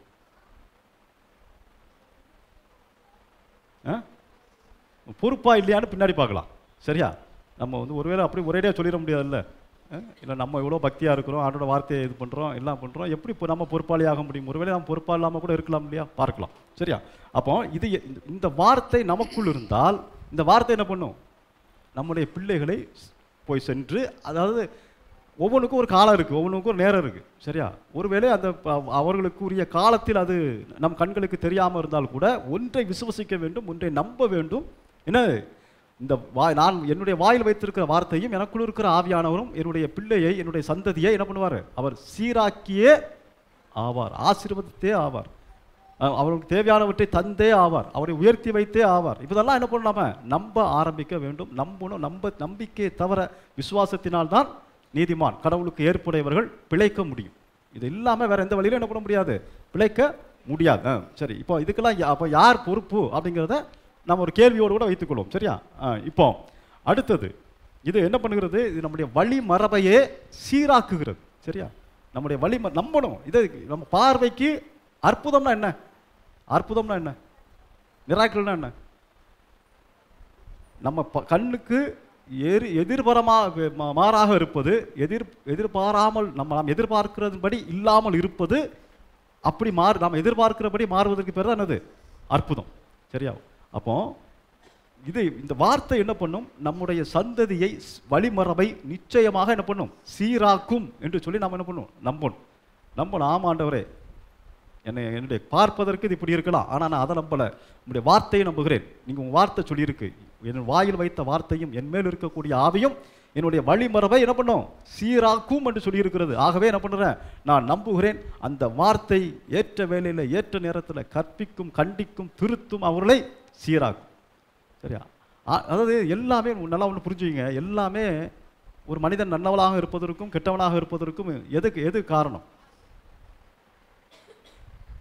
சுவிட்ச் எங்க இருக்கு? இங்கே தான் இருக்கு. சரியா? ஒரு நொடி பொழுது கூட ஆகாது ஆண்டவருக்கு இந்த சுவிட்சை வந்து டியூன் பண்ணுறது. ஒரு நொடி பொழுது கூட ஆகாது ஆண்டவருக்கு. சரியா? எப்படி மாற்றுவார்? ஒரு நொடி பொழுது போதும். எத்தனையோ யாருடைய நான் ஒரு சாட்சியை கேட்டேன் பேசிகிட்டு இருக்கும்போது. சரியா? நான் ரொம்ப நாளாக புரியாத ஒரு காரியம் ஒரு ரோடை கிராஸ் பண்ணும்போது ஒரு சகோதரிக்கு புரிஞ்சிருக்கு. எப்படி? ரொம்ப வருடங்களாக புரியாத ஒரு காரியம் எப்போ புரிஞ்சான்? ஒரு 10 அடி ரோடை கிராஸ் பண்ணும்போது புரிஞ்சிருச்சு. எப்படி? ஆண்டவர் சுவிட்சை ஆன் பண்ணிட்டார் இல்லையா? ஆண்டவர் வந்து சுவிட்சை ஆன் பண்ணிட்டார். அது வரைக்கும் கேள்வியாக இருந்ததுக்கு பதில் தெரியாமல், புரியாமல், பல வருடங்களாக பதில் தெரியாமல் இருந்த ஒரு காரியத்துக்கு ஒரு சாலையை கடக்கிற அந்த ஒரு சாலையை கடக்கன்னு அப்படியே நடந்திருப்பாங்க. அப்படியே சும்மா அப்படியே போயிருப்பாங்களா இல்லையா? எவ்வளோ ஃபாஸ்ட்டாக நடந்திருப்பாங்க. ஏதோ வண்டி கிண்டி வந்துடக்கூடாது, ஏதோ சாலையை கடக்கிறோம், அப்போ அவசர கதியில் தான் கடந்திருப்பாங்கன்னு வச்சுங்களேன். சரி, அந்த நொடி பொழுதில் ஆண்டவர் அவர்களுக்கு ஒரு வெளிச்சத்தை கொடுத்துருக்கிறார், ஒரு புரிதலே கொடுத்துருக்கிறார். சரியா? அப்போ ஆண்டவருக்கு வந்து ஒரு மனசை மாற்றுறதுக்கு எவ்வளோ நேரம் ஆகும்? பார்வோனுடைய மனதை கடினமாக்க தெரிந்த ஆண்டவர் என்ன, பார்வோனுடைய மனதை இழக்குவதற்கும் அவருக்கு என்னதுச்சு தெரிஞ்சிச்சு. அவர் சூழ்நிலைகளையும் காலங்களையும் நொடிப்பொழுதிலே மாற்றுகிறவர். அதான் நம்புங்க முதல்ல. சரி, அதை நம்பணும். நம்ம ஐயோ எனக்கு அதெல்லாம் தெரியல, எத்தனை வருஷமாச்சு அப்படி ஒன்றும் தேவையில்லை. நம்ம நம்ப வேண்டியது, ஆண்டவரே நீர் நினைத்தால் நொடி பொழுது போதும் ஒரு மனிதனுடைய மனதை மாற்றுவதற்கு. சரி, அப்போ காலங்கள் குறித்து அவர்கிட்ட என்ன பண்ண முடியாது, பேசவே முடியாது. ஆண்டவரே 10 வருஷம் ஆகும், 15 வருஷம் ஆகும், 20 வருஷம் ஆகும், 10 வருஷம் ஆயிட்டு, 20 வருஷம் ஆயிட்டு, அதெல்லாம் அவர்கிட்ட பேச வேண்டிய அவசியமே இல்லை. அவருக்கு காலங்களுக்கும் அவருக்கும் ஒன்றுமே கிடையாது. அவர் தான் காலங்களை உண்டாக்கினவர். சரியா? இப்போ இந்த இவ்வளவு பெரிய வல்லமை உடைய இந்த வார்த்தை நமக்குள்ளிருந்து கடந்து செல்லும் பொழுது நம்முடைய வழிமரபை என்ன பண்ணும், அது சீராக்கும். ஏன் அப்படின்னு சொன்னா எடுத்து வாசிக்கலாம். 1 பேதுரு 1வது அதிகாரம் 23 வரைக்கும். 1 பேதுரு அதிகாரம் 1 இறைவார்த்தைகள் 23 முதல். நீங்கள் அழியக்கூடிய வித்தினால் அல்ல, மாறாக உயிருள்ளதும் நிலைத்திருப்பதுமான அழியா வித்தாகிய கடவுளின் வார்த்தையால் புதுப்பிறப்பு அடைந்துள்ளீர்கள். ஒரு காரியத்தை நாம் புரிந்து கொள்ள வேண்டும். சரியா? இப்ப நம்மிடம் இருந்து தான் நம்முடைய சந்ததிக்கு ஆசீர்வாதம் கடந்து சொல்ல போகிறது. அப்படின்னா முதலாவது நமக்கு ஒரு புரிதல் வேண்டும். என்னவென்று சொன்னால், நான் மறுபிறப்பு அடைந்துள்ளேன். நான் எப்படி என்னவாயிருக்கிறேன்? மறுபிறப்பு அடைந்திருக்கிறேன். எப்படி மறுபிறப்பு அடைந்திருக்கிறது அப்படின்னா, இதே கேள்வியை யார் கேட்டா? நிக்கோதேமு. இந்த மறுபிறப்பு பற்றி யார் கேள்வி கேட்டா? நிக்கோதேமு. ஒருத்தர் கேட்டாரு. என்ன கேட்டாரு? எப்படி மறுபிறப்பு அடைய முடியும் அப்படின்னு. சரியா? இப்போ நிக்கோதேமு கேட்ட அதே கேள்வியை போல நமக்குள்ள கேள்வி வரலாம். மறுபிறப்பு அடைந்தால் அப்படின்னா என்ன அர்த்தம்? எப்படி மறுபிறப்பு அடைகிறது? இயேசு கிறிஸ்துவை விசுவசித்தால் ஒரு மனிதர் என்ன ஆகிறார்? மறுபிறப்பு அடைகிறார். ஒரே வரியில சொல்லணும்னா, ஆண்டவராக இயேசு கிறிஸ்துவை விசுவசிக்கும் பொழுது ஒரு மனிதன் என்ன பண்ணுகிறான்? விசுவசித்து இயேசுவே ஆண்டவர் என்று சொல்லி வாயார அறிக்கையிடும் பொழுது அந்த மனிதர் என்ன ஆகிறாரு? மறுபிறப்பு அடைகிறவராக இருக்கிறார். சரியா? இப்போ இப்படி அந்த மறுபிறப்பு நாம் எப்படி அடைந்தோமா? நீங்கள் அழியக்கூடிய வித்தினால் அல்ல, மாறாக உயிருள்ளதும் நிலைத்திருப்பதுமான அழியா வித்தாகிய கடவுளின் வார்த்தையால் புதுப்பிறப்பு அடைந்துள்ளீர்கள். என்ன எப்படி என்னுடைய பிள்ளைக்கு போகும் அப்படின்னா, எப்படி என்னோட பிள்ளைக்கு போகும்? இந்த எங்கிட்ட இருக்கிற வார்த்தை எப்படி பிள்ளைக்கு போகும்னா, எப்படி ஒரு மாமரத்திலிருந்து, ஒரு ஆப்பிள் மரத்திலிருந்து, ஒரு திராட்சை கொடியிலிருந்து விதைகள் பழுகி பழுகி பழுகி பழுகி போயிட்டு இருக்கோ, அதுபோல ஆண்டவருடைய வார்த்தை என்பது எப்படிப்பட்டது? எப்படிப்பட்டது? அழியாத வித்தை போன்றது. இந்த வார்த்தை வந்து ஒரு நாளும் அழியாது. அது மாமரம் பழம் உண்டாகி எவ்வளோ வருஷம் ஆச்சு? எப்போ ஆண்டவர் மரம் செடி கொடிகளெல்லாம் உண்டாக்குனாரோ அன்றைக்கே என்ன ஆயிடுச்சு? அந்த பழம் உண்டாயிடுச்சு. இன்னைக்கு வரைக்கும் அந்த அந்த பழங்கள் விதைகளிலிருந்து பழங்களும் மற்ற காரியங்களும் உருவாவதற்கு ஆண்டவர் பல ஏற்பாடுகளை பண்ணி வைத்திருக்கிறார். சரியா? அவர் விதையை மட்டும் விதைச்சிட்டு என்ன பண்ணல, விடலை. அந்த விதை பழுகி பெருகுவதற்கு அவர் அநேக ஏற்பாடுகளை பண்ணி வைத்திருக்கிறார். மனிதர்கள் விதைக்கிறார்கள். சரியா? விலங்குகள் விதைக்கிறது, பறவைகள் என்ன பண்ணுகிறது? விதைக்கிறது. தெரியுமா? காற்று விதைக்கிறது. இல்லையா? ஒரு பழத்தை சாப்பிட்டுட்டு ஒரு காக்காவோ மற்ற பறவையோ போய் வேற ஒரு இடத்துல என்ன பண்ணுது? அது எச்சத்தை போடும் பொழுது அங்கிருந்து மரம் பெருக ஆரம்பிக்கிறது. ஆகவே விதையை உண்டாக்கின தேவன் அதை பழுக செய்வதற்கும் வழியை உண்டாக்கி வைத்திருக்கிறார். சரியா? அதனால அவர்கிட்ட போய் எப்படி ஆண்டவரே இந்த வார்த்தை இப்படி இருந்தால் அங்கே போகும் அப்படிலாம் என்ன பண்ணக்கூடாது? கேள்வி கேட்கக்கூடாது. அப்போ என்ன பண்ணணும்? நம்பணும், விசுவசிக்கணும், நம்பணும். அங்கே தான் எல்லாமே இருக்கு. சரியா? விசுவாசத்தினால் நீதிமான் பிழைப்பான். சரியா? விசுவாசம்தான் ஆவிக்குரிய பொக்கிஷங்களை பெற்றுக்கொள்வதற்கும் ஆவிக்குரிய வழிவாசல்களை கதவை திறப்பதற்கு உரிய சாவியாக இருக்கிறது. அதை தவிர வேறு எதை வச்சும் என்ன பண்ண முடியாது? ஆண்டவர்கிட்ட இருந்து நாம் எதையும் பெற்றுக்கொள்ள முடியாது. சரியா? இப்போ அதை வாசிங்க. அதை அழியா வித்தாகிய கடவுளின் வார்த்தையால் நாம் என்ன பண்ணியிருக்கிறோம்? புது பிறப்பு அடைந்துள்ளோம். ஏனெனில் மானிடர் அனைவரும் புல்லை போன்றவர், அவர்களது மேன்மை வயல்வெளி பூவை போன்றது. புல் உலர்ந்து போம், பூ வதங்கி விழும், நம் ஆண்டவரின் வார்த்தையோ என்றென்றும் நிலைத்திருக்கும். இவ்வார்த்தையே உங்களுக்கு அறிவிக்கப்பட்ட நற்செய்தி. இந்த வசனம் இருக்கு இல்லையா? இந்த வசனத்துக்கு பலரும் பலவிதமான விளக்கங்களை சொல்லுவாங்க. சரியா? ஆனால் ரொம்ப நெருக்கமாக இருக்கக்கூடிய ஒரு விளக்கம் என்ன அப்படின்னு பார்த்தீங்கன்னா, ஆண்டவர் நமக்கு கற்றுக் கொடுத்த காரியம் என்னன்னா, பூ என்னவாயிரும்? உளுந்துரும். புல்லு ஒரு இடம் இருக்கு, அந்த இடத்துல வந்து மழை விழுது. மழை விழுந்தோன்னா என்ன ஆகுது? பூ வருது, செடி வருது, அதில் பூக்கள் வருகிறது. சரியா? கொஞ்ச நாள் கழிச்சு என்ன ஆயிரும்? அது வதங்கி விழுந்துரும். அப்புறம் கொஞ்ச நாள் கழிச்சு என்ன ஆகும்? மறுபடியும் வரும். அப்புறம் அப்போ அந்த ஒன்றுமே இல்லாத இடத்துல மறுபடியும் வருது. எங்கேருந்து வருது? அதுக்குள்ளே இருக்கிற விதையிலிருந்து வருது. அதுபோல் நாம் இந்த பூமியில் வாழ்ந்து நாம் கடவுளுடைய ராஜ்யத்திற்குள்ளே சென்றாலும் நாம் மரித்தாலும் அந்த விதை இருக்கிற வார்த்தையாகிய அந்த விதை இருக்கிறது அல்லவா, நமக்குள்ள இருந்த விதை, இது என்ன பண்ணும்? அப்படியே ஆவிக்குரிய பிரகாரமாக இன்னொரு சந்ததியை உருவாக்கும். இது அப்படியே என்ன பண்ணும்? நம்முடைய பிள்ளைகளுக்குள்ளாக நம்ம உயிரோடு இருக்கும்போதே போயிடும். அது சரியா? நம்ம உயிரோடு இருக்கும்போதே போயிடும். ஒருவேளை நாம் இன்னொரு 1000 வருஷம் கழிச்சு போகும், ஒரு ஆண்டவருடைய வருகை தாமதிக்கும் சொல்லி சொன்னால் அப்போ போகுமானா போகும். ஏனென்றால் எனக்குள் இருக்கிற வார்த்தையானது அழியாத வார்த்தையாக இருக்கிறது. எனக்குள் இருக்கிறதான வித்தானது எப்படிப்பட்டதாக இருக்கிறது? அழியாத வித்தாக இருக்கு. இது தனக்குரிய பழத்தை என்ன பண்ணும்? விதை உருவாக்குவது போல தனக்குரிய காரியத்தை அது செய்து கொண்டே வாய்க்க செய்து கொண்டே போயிட்டே இருக்கும்.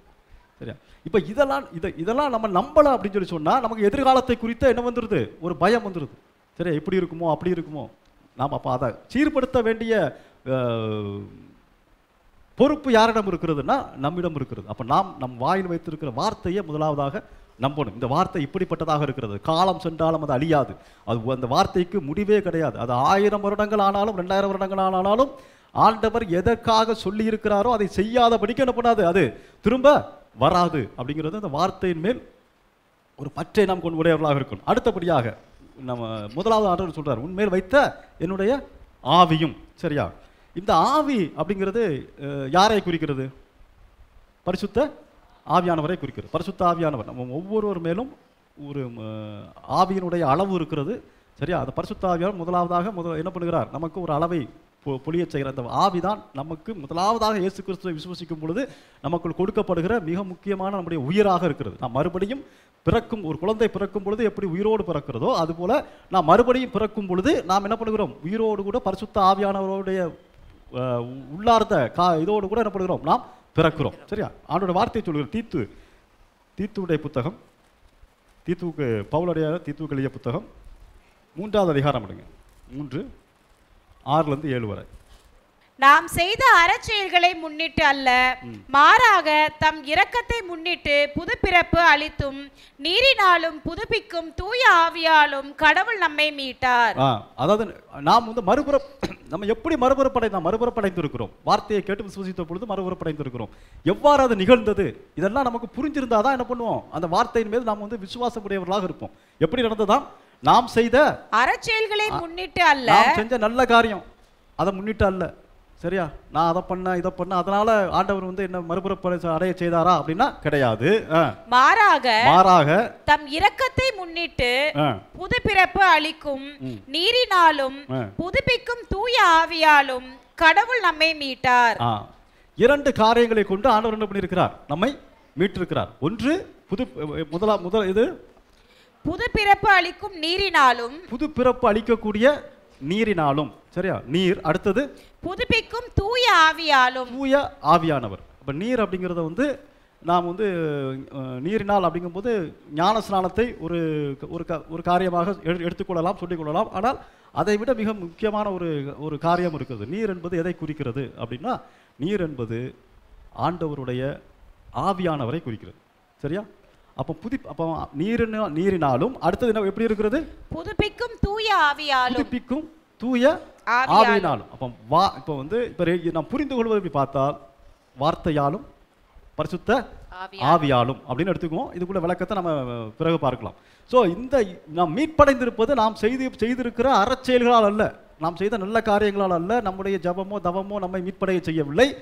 ஆண்டவர் அவருடைய பெரும் இரக்கத்தினால் நம்ம என்ன பண்ணியிருக்கிறார்? நம் மீது நிறைவாக பொழிந்து நாம் அவரது அருளால். அப்போ அருள்னா என்னது?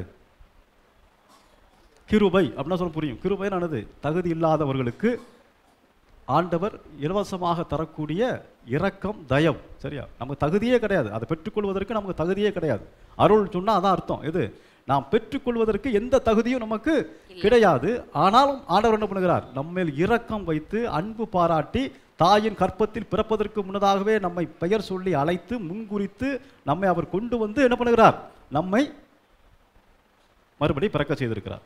ஆகவே இன்றைக்கு நான் ஆண்டவரை அறிந்திருக்கிறேன், நான் மீட்கப்பட்டிருக்கிறேன், நான் ஆண்டவரோடு கூட நெருங்கிய உறவில் இருக்கிறேன் அப்படிங்கிறதுக்காக என்ன பண்ணக்கூடாது? நம்ம பெருசா பெருமை பாராட்டுவதற்கு ஒன்றுமே இல்லை. இது முதலாவது நமக்கு அளிக்கப்பட்ட ஈவாக இருக்கிறது, கொடையாக இருக்கிறது. ஆனால் ஒரு விதேசத்துக்கு பெருமை பாராட்ட சொல்லி ஆண்டோட வார்த்தை நமக்கு பெர்மிஷன் தருது. எது தெரியுமா? நான் கிறிஸ்து உடையவன், கிறிஸ்து எனக்குள் இருக்கிறார், கிறிஸ்து என்னோடு கூட இருக்கிறார் என்று சொல்லி நாம் கிறிஸ்து எனக்குள் இருக்கிறார் என்பதற்காக என்ன பண்ணலாம்? நாம பெருமை பாராட்டலாம். ஏனென்றால் ஆண்டோட வார்த்தை சொல்லுகிறது, ஒருவர் பெருமை பாராட்ட மனதாக இருந்தால் கிறிஸ்துவை குறித்து என்ன பண்ணணும்? பெருமை பாராட்டணும். வேற எந்த உலகத்தில் இருக்கிற எந்த காரியங்களை குறித்து என்ன பண்ண முடியாது? நம்ம பெருமை பாராட்ட நமக்கு அனுமதி இல்லை. கிறிஸ்து என்னோடு கூட இருக்கிறார், கிறிஸ்துவுக்குள் நான் இருக்கிறேன், கிறிஸ்து என்னை நடத்துகிறார், கிறிஸ்து என்னை வாழ்க்கையை பாதுகாக்கிறார் என்று சொல்லி கிறிஸ்துவை மேன்மைப்படுத்துவதன் மூலம் அப்படிப்பட்ட மேன்மையான நபர் என்னோடு கூட இருக்கிறார், நான் அவரோடு கூட இருக்கிறேன் என்பதை குறித்து மாத்திரமே மேன்மை பாராட்ட ஆண்டவர் நமக்கு உத்தரவாதமும் அனுமதியும் தந்திருக்கிறார். சரியா? அப்போ இப்படிப்பட்ட இந்த நல்ல மீட்பானது தொடர்ச்சியா வாசிங்க. மீட்பானது அவர் நம் மீட்பராகிய இயேசு கிறிஸ்துவின் வழியாக தூய ஆவியை நம் மீது நிறைவாக பொழிந்தார். இப்போ நமக்கு நீரினாலும் தூய ஆவியினாலும் ரெண்டுமே என்ன பண்ணப்படுது? பொழியப்படுகிறதாக இருக்கிறது. சரியா? மேல என்ன பண்ணிட்டார்? நமக்கு ஊத்திட்டார். அதான் சொல்றாரு, நான் உண்மையில் வைத்த என்னுடைய ஆவியும். இதை கொடுத்து என்ன பண்ணுகிறார்? ஒரு ஆண்டவர் ஒருவரை மீட்டெடுக்கிறார். சரியா? இப்போ பரிசுத்த ஆவியானவரை பெற்றுக்கொள்ள நம்ம ஏற்கனவே சொல்லியிருக்கோம். இருந்தாலும் இந்த நேரத்தில் உங்களுக்கு சொல்ல விரும்புகிறேன். பரிசுத்த ஆவியானவரின் தொடுதலுக்கு ஒரு மனிதன் பரிசுத்தவானாக இருக்க வேண்டிய அவசியம் இல்லை. நல்லா புரிஞ்சுக்கணும். சரியா? ஒரு பரிசுத்த ஆவியானவருடைய தொடுதலை பெறுவதற்கு ஒரு மனிதன் பாவியாக இருக்கணும். சரியா? மருத்துவர் யாருக்கு தேவை? நோயுற்றோருக்கு. அதுக்கு பிறகு அவர் என்ன பண்றாரு? நம்மை பரிசுத்தமாக்கின பிறகு அவர் நம்மோடு கூட தங்கி இருப்பதற்கு நாம் என்ன பண்ணணும்? பரிசுத்தவானாக வாழ வேண்டியது நம்முடைய கடமையாக இருக்கிறது. சரியா? அப்போ ஆண்டவர் முதலாவதாக யாரை தொடுகிறார்? ஒரு பாவியை தான் தொடுறார். சரியா? ஒரு பாவியை தொட்டு தான் என்ன பண்ணுகிறார்? அந்த மனிதனை என்ன பண்ணுகிறார்? மறுபடி பிறக்க செய்கிறார். சரியா? அப்போ மறுபடி பிறந்த பிறகு அந்த மனிதனுக்குரிய காரியங்கள் வேற. ஆனால் ஐயோ இவன் பெரிய பாவி, இவனால ஆண்டவர் என்ன பண்ண மாட்டாரு? தொடவே மாட்டார். கிடையவே கிடையாது. அவர் தான் வேணும் ஆண்டவர். அப்படிப்பட்ட நபர் தான் வேணும். அப்படிப்பட்ட ஆள்கள் தான் யாருக்கு தேவை? ஆண்டவருக்கு தேவை. பாவியைத்தான் அவர் என்ன பண்ணுகிறார்? அவர் அன்பு செய்கிறார். அவர் இந்த பூமிக்கு வந்ததே யாருக்கு? நமக்காக இல்லை. யாருக்காக? ஆமாம். அப்போ நம்மளாம் பரிசுத்தவான்கள். உண்மையாதான். இந்த பூமிக்கு ஆண்டவர் வந்ததே யாருக்காக வந்தார்? நமக்காக வந்தார். சரியா? பாவிகளுக்காக வந்தார். பாவியாக இருந்த நம்மை தொட்டு அவருடைய ஆவியின் வல்லமையினாலும் அவருடைய வார்த்தையின் வல்லமையினாலும் நம்ம என்ன பண்ணியிருக்கிறார்? மறுபடி பிறக்க செய்திருக்கிறார். இப்போ நாம யாரா இருக்கிறோம்? புது பிறப்பு அடைந்தவர்களாக இருக்கிறோம். சரி, இது எதற்காக அப்படின்னு சொன்னா தொடர்ச்சியா வாசிங்க. அவருக்கு ஏற்புடையவர்களாகி நாம் அவரது அருளால் அவருக்கு ஏற்புடையவர்களாகி நாம் எதிர்நோக்கி இருக்கும் நிலை வாழ்வை உரிமை பேராக பெரும் பொருட்டே இவ்வாறு செய்தார். அதாவது நாம் இந்த பூமியில பரிசுத்தமான ஒரு வாழ்க்கை வாழ்ந்து அவருக்கு பிரியமான ஒரு வாழ்க்கை வாழ்ந்து இறுதியில் எங்க போய் நிற்கணும்? நிலை வாழ்வுல நிற்கணும். நம்முடைய இறுதி நாட்களில் இந்த பூவானது இந்த பூண்டானது இந்த பூமியிலே வாடினா பிறகு கூட இந்த விதை என்ன பண்ணும்? நமக்குள்ள இருக்கிற இந்த விதை அப்படியே அடுத்ததுக்கு போகும். சரியா? இதை நாம் நம்பணும் முதல்ல. சரியா? இதை நம்பணும். இதை நம்பினாதான் இதை என்ன பண்ணும்? இது செயலாற்ற ஆரம்பிக்கும். இதை நம்பலன்னா என்ன பண்ணாது? ஏன்னா விசுவாசத்தை தவிர கடவுளிடமிருந்து பெற்றுக்கொள்வதற்கு வேறு எந்த கரங்களையும் ஆண்டவர் உண்டாக்கவில்லை. நம்முடைய இந்த கரங்கள்னால என்ன பண்ண முடியாது ஆண்டவர்கிட்ட? ஆமாம், ஆண்டவரே எனக்கு ஒரு 10 கோடி ரூபா பணம் கொடுங்க அப்படின்னு கையை நீட்டினா ஆண்டவர் போட்டுருவாரா? அப்போ என்ன பண்ணுவார்? இந்த பூமியில் இருக்கிற முறைகள் படி அவர் நமக்கு உண்டாக்குவார். அப்போ அதை பெற்றுக்கொள்வதற்கு எது அங்கு தேவையாக இருக்கிறது? விசுவாசம் தேவையாக இருக்கிறது. அது பணமாக இருக்கலாம், உணவாக இருக்கலாம், உடையாக இருக்கலாம், சுகமாக இருக்கலாம், எதுவாக இருந்தாலும் சரி, இந்த பூமிக்கு தேவையான எந்த காரியமாக இருந்தாலும் சரி, விசுவாச கரங்கள் கொண்டு மாத்திரமே என்ன பண்ண முடியும்? நம்மால் அதை எடுக்க முடியும். சரியா? இப்போ ஆவியானவர் இந்த பூமியில் நமக்கு கொடுக்கப்பட்டிருக்கிறது இன்னொரு காரியம். ரோமர் 15வது அதிகாரம், ரோமர் 15:13. நம்ம மேல் வைத்திருக்கிற ஆவியானவர் முதலாவது எனக்கு எதுக்கு கொடுக்கப்பட்டிருக்கிறாருங்கிறத நமக்கு தெரியணும். இந்த ஆவியானவர் தான் எங்கே போக போகிறாரு, நம்மிடமிருந்து மற்றவர்களுக்கு. பிள்ளைகள் அப்படின்னு சொன்னால் நம்மளோட பிள்ளைகள் மாத்திரம் அப்படியே குறுக்கமாக நினைக்கக்கூடாது. நாம் யாரையெல்லாம் ஆவிக்குரிய பிள்ளைகளாக கொண்டிருக்கிறோமோ, யாரையெல்லாம் நாம் பவுல் சொல்கிறாரு, நான் பெற்றெடுத்தேன், அநேக பேரை என்ன பண்ணேன், பெற்றெடுத்தேன் அப்படின்றார். நம்ம ஒரு நபருக்கு ஆண்டவரை அறிவித்தால் அவர்களை ஆண்டவருக்குள்ளாக கொண்டு வந்து அவங்க யார், நமக்கு ஆவிக்குரிய பிள்ளைகளாக இருக்கிறார்கள். இப்ப வாசிக்கலாம். ரோமர் அதிகாரம் 15 இறைவார்த்தை 13. எதிர்நோக்கை தரும் கடவுள் நம்பிக்கையால் உண்டாகும் பெரும் மகிழ்ச்சியாலும் அமைதியாலும் உங்களை நிரப்புவாராக. அவ்வாறு தூய ஆவியின் வல்லமையால் நீங்கள் இன்னும் மிகுதியான எதிர்நோக்குடன் வாழ அருள் புரிவாராக. ஆவியானவருக்கு பூமியிலே கொடுக்கப்பட்டிருக்கிறதுக்கு இன்னொரு மிக முக்கியமான காரியம், ஒரு எதிர்பார்ப்போடு கூட, ஆண்டவரை குறித்த எதிர்பார்ப்போடு கூட, ஆண்டவருடைய வருகையை குறித்த ஒரு சந்தோஷத்தோடு கூட, நான் வாழ்கிற நாட்களில் ஒருவேளை என்னுடைய ஆண்டவர் வந்துவிட மாட்டாரான்ங்கிற அந்த எதிர்பார்ப்பும் அந்த ஒரு இப்போ நிறைய பேருக்கு ஆண்டவர் வந்துடுவார்னு சொன்னால் சந்தோஷம் வருமா, பயம் வருமா? மனசாட்சி உண்மை ஒரு சின்ன ரிலாக்ஸ் பண்ணுவோமே, இதில் கையை தூக்கணும். இப்போ எல்லாரும் சரியா, ஆண்டவர் இப்போ வருகிறார் அப்படின்னு சொன்ன உடனே சந்தோஷமாக இருக்குது. அவர் வந்தால் என்ன பண்ணுவார், சரியாக இருந்தால் கூப்பிட்டு போயிடுவார், இல்லைன்னா என்ன பண்ணிடுவார், விட்டுட்டு போயிடுவார். சரியா? இப்போ சரி வேண்டாம், கை தூக்க சொல்ல வேண்டாம். இப்போ அவங்கவுங்க மனசாட்சியில் என்ன பண்ணுங்க, புரிஞ்சுங்க. இப்போ ஆண்டவர் வந்தாருன்னா என்ன கூப்பிட்டு போவாரா? உங்களுடைய ஆவிக்குரிய கரங்களை பார்க்குறோம். அப்போ இப்போ இப்போ ஆண்டவர் வர்றார் அப்படின்னு சொல்லிட்டு இக்கால சத்தம் கேட்குதுன்னு வச்சுங்க, மேலேருந்து மேலேருந்து ட்ரம்பட் சவுண்டு கேட்குது. யாருக்கெல்லாம் சிரிப்பு வரும், யாருக்கெல்லாம் பயம் வரும்? நீங்களாம் கேட்குறது புரியுது. முதல்ல உனக்கு என்ன வருது?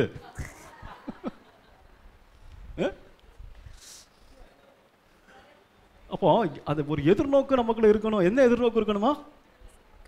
பெரும் மகிழ்ச்சி. அதான் அவர் வருகையை குறித்த ஒரு மகிழ்ச்சி நமக்குள்ள இருக்கா? அவர் வந்து விடுவார். என்ன கிறிஸ்மஸை குறித்து வர மகிழ்ச்சி, கேக்கு, பிரியாணி, முறுக்கு, அதிரசத்தை குறித்து வர்ற அந்த மகிழ்ச்சி அவருடைய இரண்டாவது வருகையை குறித்து நினைக்கும் பொழுது நமக்கு வருகிறதா? வந்தா பாக்கியவான்கள். சில பேர் கேட்போம், ஆண்டவரே இந்த நரக வாழ்க்கையிலிருந்து வந்து எப்படியே கூப்பிட்டுட்டாவது. ஆமாம், கொஞ்சம் வயசுல இருக்கு உங்களுக்கு, அந்த வயசுல நீங்கள் சொல்லுவீங்க, ஆண்டவரே என்ன இந்த இப்போது ஆண்டவரை நீங்கள் வந்துட்டீங்கன்னா எங்களை சேர்த்து என்ன பண்ணுங்க, கூப்பிட்டு போயிடுவீங்க. அப்போ அவர் எதிர்நோக்கி இருக்கிற அந்த பெரும் மகிழ்ச்சியில் வாழ வைக்கிற வல்லமை யாருக்கு இருக்கிறது? பரிசுத்த ஆவியானவருக்கு இருக்கிறது. சரியா? அந்த ஆவியானவர் என்ன பண்ணுவாரா, இந்த பூமியில் நமக்குள்ள இருக்கிற ஆவியானவர் நம்மை மகிழ்ச்சியில் வாழ வைப்பார். அவரை குறித்த ஒரு சந்தோஷம். பாடுகள் உண்டு இந்த பூமியில், கஷ்டமே கிடையாதா, பிரச்சனையே கிடையாதா, துன்பமே கிடையாதானா? அதெல்லாம் கிடையாது, அதெல்லாம் இருக்கும். ஆனால் அவை எல்லாவற்றிலும் ஜெயம் கொள்ள ஆண்டவர் என்ன பண்ணுவார், நமக்கு வலிமையை தருவார், வாய்ப்பை தருவார், சுகத்தை தருவார், பலத்தை தருவார். சரியா? ஆண்டவர் சொல்லியிருக்கிறார், இந்த பூமியில் துன்பங்கள் உண்டு, ஆகிலும் திறன் கொள்ளுங்கள், நான் இந்த உலகத்தை ஜெயித்தேன். இந்த உலகத்தில் நீங்கள் துன்பங்களோடு கூட தான் ஆசீர்வாதங்களை என்ன பண்ண முடியும், சுவைத்துக் கொள்ள முடியும். சரி, துன்பமே இல்லாமல் ஆசீர்வாதத்தை மாத்திரம் எதிர்பார்த்தா என்ன ஆயிரும், நம்ம ஏமாற்றமாக ஆகிவிடுவோம். அப்போ நமக்கு தெரியணும் துன்பங்கள் உண்டு, ஆனாலும் இந்த துன்பங்களுக்கு மத்தியில் ஆண்டவர் என்ன பண்ணுவார், என்னை துன்பங்களிலிருந்து விடுவித்து வாழ வைக்க அவர் என்ன பண்ணுகிறார், வல்லவராக இருக்கிறார். சரியா? அப்போ அப்படிப்பட்ட வாழ்க்கை, அதாவது ஒரு மகிழ்ச்சியான வாழ்க்கை இந்த பூமியிலே வாழணும்னு சொன்னால் பரிசுத்த ஆவியானவர் நமக்கு நிச்சயமாக தேவை. அப்போ நமக்குள்ள இருக்கிற நம்ம சொல்கிறோம் இல்லையா, அப்பட மாதிரியே கோவப்படுறான் நம்ம சொல்லுவோம்ல இல்லையா, அப்பாவோட குணம் அப்படியே பிள்ளைகிட்ட இருக்கு, அவங்க அம்மா மாதிரியே அப்படின்னு சொல்கிறோம் இல்லையா. அப்போ அதெல்லாம் மாறியே போதில்ல, அப்போனா இதுவும் மாறி போகணும்ல, போகணுமா போகக்கூடாதா? ஆமாம். அப்போ நமக்குள்ள இருக்கிற அந்த பெருமகிழ்ச்சி, நமக்குள்ள இருக்கிற அந்த ஆவியானவரை குறித்த சந்தோஷம் என்ன பண்ணணும், நம்முடைய போகும் அதை தான் நம்பணும். போகணும் இல்லை, போகும். ஒரு தாயினுடைய குணமோ தகப்பனுடைய குணமோ பிள்ளைகளுக்கு கடந்து செல்கிறது என்று சொல்லி சொன்னால், ஏன் இப்போ பேரனுக்கு கூட போகுது. ஆமாம். இப்போ எனக்கு ஜூடை பார்த்தாச்சுன்னா சில சமயத்தில் சார்ல்ஸ் ஃபெர்ரரை பார்க்குற மாதிரி இருக்கும், அவருடைய நடை, அவருடைய தோரணை, கையை பின்னாடி வச்சுக்கிட்டு. எதனால் அதை பார்த்து கற்றுக்கிறது, அப்படி கடக்கிறது போல். அப்போ இந்த சாதாரண இந்த உலகத்தின் குணாதிசயங்களுக்கே இந்த வல்லமை இருக்குன்னா, அந்த வல்லமையுள்ள வார்த்தையினுடைய குணாதிசயங்கள் ஆவியானவருடைய ஒரு பெரிய கொடையே இது மகிழ்ச்சி. சரியா? இது என்ன பண்ணும், சந்ததியை கடந்து செல்லும். இது பிள்ளைகள்கிட்ட இருக்க தெரியலையே அப்படின்லாம் நம்ம என்ன பண்ணக்கூடாது, நோண்டிட்டு இருக்கக்கூடாது. நம்ம என்ன பண்ணணும், முதலாவது நம்பணும், விசுவசிக்கணும் நிச்சயமாக நம்ம விசுவசிக்க ஆரம்பித்தோம்னா மாற்றத்தை நாம் பார்க்கலாம். சரியா, நம்ப ஆரம்பித்தோம் என்றால் நம்ம என்ன பண்ணலாம், மாற்றத்தை பார்க்கலாம். ஏனென்றால் இது கடந்து செல்லும் ஜீவ வித்து. இது இந்த வார்த்தையானது, இந்த ஆவியானது என்றென்றைக்கும் உள்ள ஆவியானவராக இருக்கிறார். இவர் என்னிலிருந்து புறப்பட்டு என்னுடைய பிள்ளைகளுக்கும் என்னுடைய சந்ததிகளுக்கும் செல்லுவார் என்று நீங்கள் விசுவசிக்க ஆரம்பிச்சேன்னா இந்த மனதை ஒரு நொடியில் மாற்ற வல்லவராகிய ஆண்டவர் என்ன பண்ணுவார், ஏற்ற காரியத்தை செய்து ஏற்ற வேலையை செய்து அவர்களை மாற்றுவார். இதில் சந்தேகமே தேவையில்லை. சரியா, இப்போ இந்த விசுவாச வாழ்க்கை இந்த வாழ்வதற்கு ஆவியானவர் உதவி செய்கிறார். ஏனென்றால் நமக்கு எல்லாருக்கும் தெரியும், ஆவியின் கனியோ அன்பு, சமாதானம், அன்பு. கலாத்தியர் 5 நீங்க வாசிக்க வேண்டாம், எல்லாருக்கும் தெரியும். சரியா, ஆவியின் கனியோ அன்பு. அப்போ இதில் இருக்கக்கூடிய ஆவியின் கனிகள் எல்லாமே எப்படிப்பட்டதாக இருக்கிறது, நன்மைக்குரியதாக இருக்கிறது, நலமானதாக இருக்கிறது. இது என்ன பண்ணும், அது அப்படியே பிள்ளைகளுக்கு கடந்து செல்வதை நான் பார்க்கிறோம்.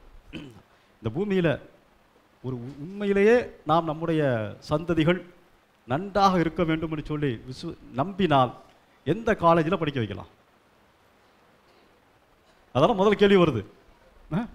எனக்கு திருவண்ணாமலையிலேருந்து ஒரு சகோதரி ஃபோன் பண்ணாங்க, பிரதர் சென்னையிலேயே நல்ல காலேஜ் எது, எவ்வளோ பணம் செலவு பண்ணாலும் பரவாயில்ல, நல்ல காலேஜ் சொல்லுங்கள். சரியா, நான் சொல்ல நினச்சேன்,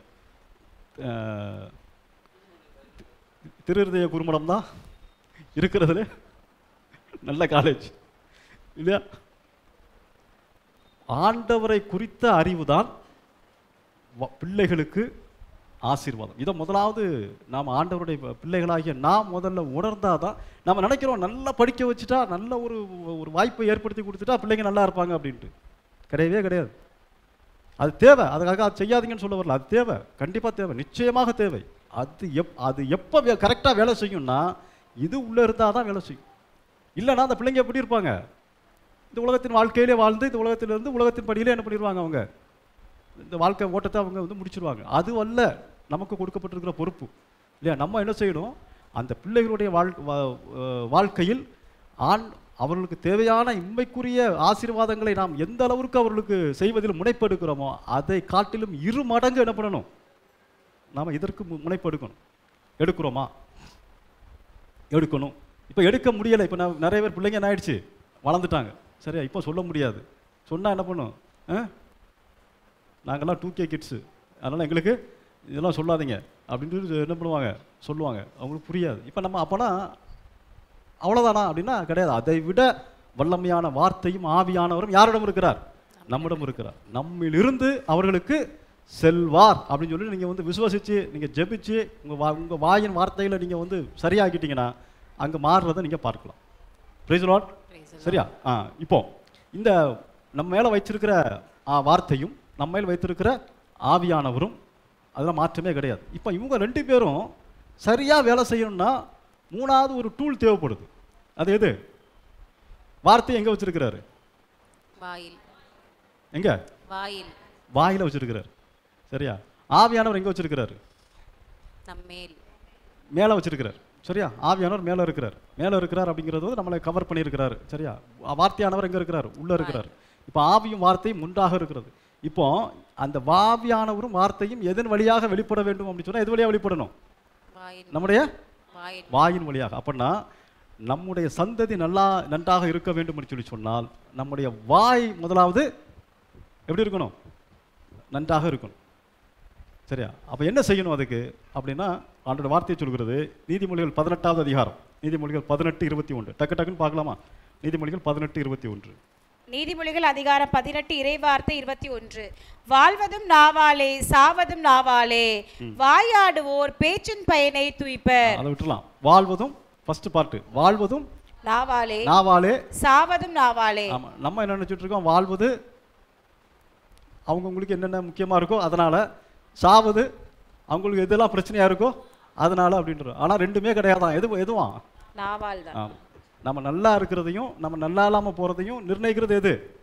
நம்மளோட வாய் தான், பேசுகிற வாய் தான். ஏன்னா இது வந்து உண்மையாக இருக்கிறதுக்கு என்ன காரியம் அப்படின்னா இது சொல்கிறது எது? ஆண்டவருடைய வார்த்தை. சரியா, வாழ்வதும் நாவாலே சாவதும் நாவாலே, அவர்கள் பேச்சின் பயனை துய்ப்பர். அவங்க என்ன பேசுகிறாங்களோ என்ன வரும் அதுதான் வரும். சரியா? இப்போ நம்ம வாயிலிருந்து நல் வார்த்தைகளை பேசும் பொழுது இந்த வார்த்தைகள் எங்கே போய் சேருது? நம்முடைய பிள்ளைகளை போய் சேருகிறது. சரியா? இன்னொரு எடுத்துக்கலாம். இப்போ வாயிலிருந்து நல்ல வார்த்தை வரணும் அப்படின்னா என்ன நடக்கணும், என்ன என்ன தேவை அப்படின்னா அந்த வார்த்தை என்ன பண்ணணும்? உள்ளே இருக்கணும். சரியா? எடுத்து வாசிக்கலாம். லூக்கா 6வது அதிகாரம், லூக்கா 6:45 வாசிக்கலாம். லூக்கா 6:45. நல்லவர் தம் உள்ளமாகிய நல்ல கருவூலத்திலிருந்து நல்லவற்றை எடுத்து கொடுப்பார், தீயவரோ தீயது நின்று தீயவற்றையே எடுத்து கொடுப்பார். உள்ளத்தின் நிறைவே வாய் பேசும். உள்ளத்தின் நிறைவே தான் வாய் பேசும். சரியா? நல்லவர் ஒரு மனிதர் நல் வார்த்தைகளை பேசு. இப்போ இந்த உலகத்தில் நல் வார்த்தை அப்படின்னு சொல்லி சொன்னால் ஆண்டவருடைய வார்த்தையை தவிர பெரிய நல்ல வார்த்தை வேறு எதுவும் கிடையாது. மற்ற நேரத்தில் பேசும்போதும் நல்ல வார்த்தைகளை பேசணும் அப்படிங்கிறது ஆண்டவருடைய விருப்பமாக இருக்கிறது. அதுக்கு உருவாக்குகிற சக்தி இருக்கிறது, வார்த்தைக்கு அழிக்கிற சக்தியும் இருக்கிறது. சரியா? ஒரு வார்த்தைக்கு உருவாக்குற சக்தியும் இருக்கிறது, அழிக்கிற சக்தியும் இருக்கிறது. அப்படின்னா அப்போ உள்ள இருந்து நல்ல வார்த்தை வந்ததுன்னா என்ன அர்த்தம்? உள்ள எப்படி இருக்குன்னு அர்த்தம்? நல்லா இருக்குன்னு அர்த்தம். வெளியில வர்ற வார்த்தை சரியில்லாத வார்த்தையா வந்துச்சுன்னு வச்சுங்க, என்ன அர்த்தம்? உள்ள நல்லா இல்லைன்னு அர்த்தம். போய் ஸ்கேன்லாம் எடுத்து பார்க்க வேண்டாம். சரியா? உள்ளம் எப்படி இருக்கிறதுன்னு ஸ்கேன் எடுக்கிறதுக்கு எங்கே எதுவுமே கிடையாது. உள்ளம் எப்படி இருக்கிறது அப்படின்னா பேசுகிறத வச்சு கண்டுபிடிச்சிடலாம். ஒரு ஆள் எப்படி பேசுகிறாங்க அதை வச்சு அந்த உள்ளம் எப்படி இருக்கிறதுன்னு கண்டுபிடிச்சிடலாம். அப்போ வாழ்வதும் நாவாலே, சாவதும் நாவாலே. அப்போ நல்ல வார்த்தைகளை பேசும் பொழுது உள்ளிருந்து அந்த வார்த்தைகள் வரும் பொழுது அந்த வார்த்தை என்ன பண்ணுது? நம்முடைய வாழ்க்கையை அது சீராக்குகிறது, சீர்படுத்துகிறது, உயிர்ப்பிக்கிறதாக இருக்கிறது. சரியா? இப்போ அதனால தான் ஆண்டவர் சொல்லுகிறார், எபேசியர் 4வது அதிகாரம், எபேசியர் 4:29, 30, 31.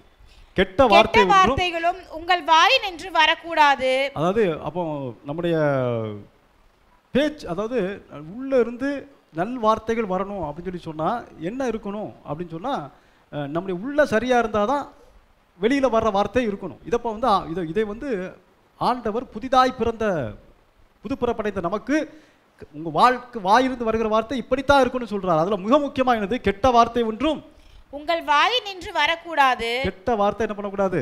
அப்போ கெட்ட வார்த்தைன்னா நம்ம என்னன்னு சொல்கிறோம்? மற்றவங்கள அசிங்கமாக திட்டுறதா? அது மாத்திரம் கிடையாது கெட்ட வார்த்தை.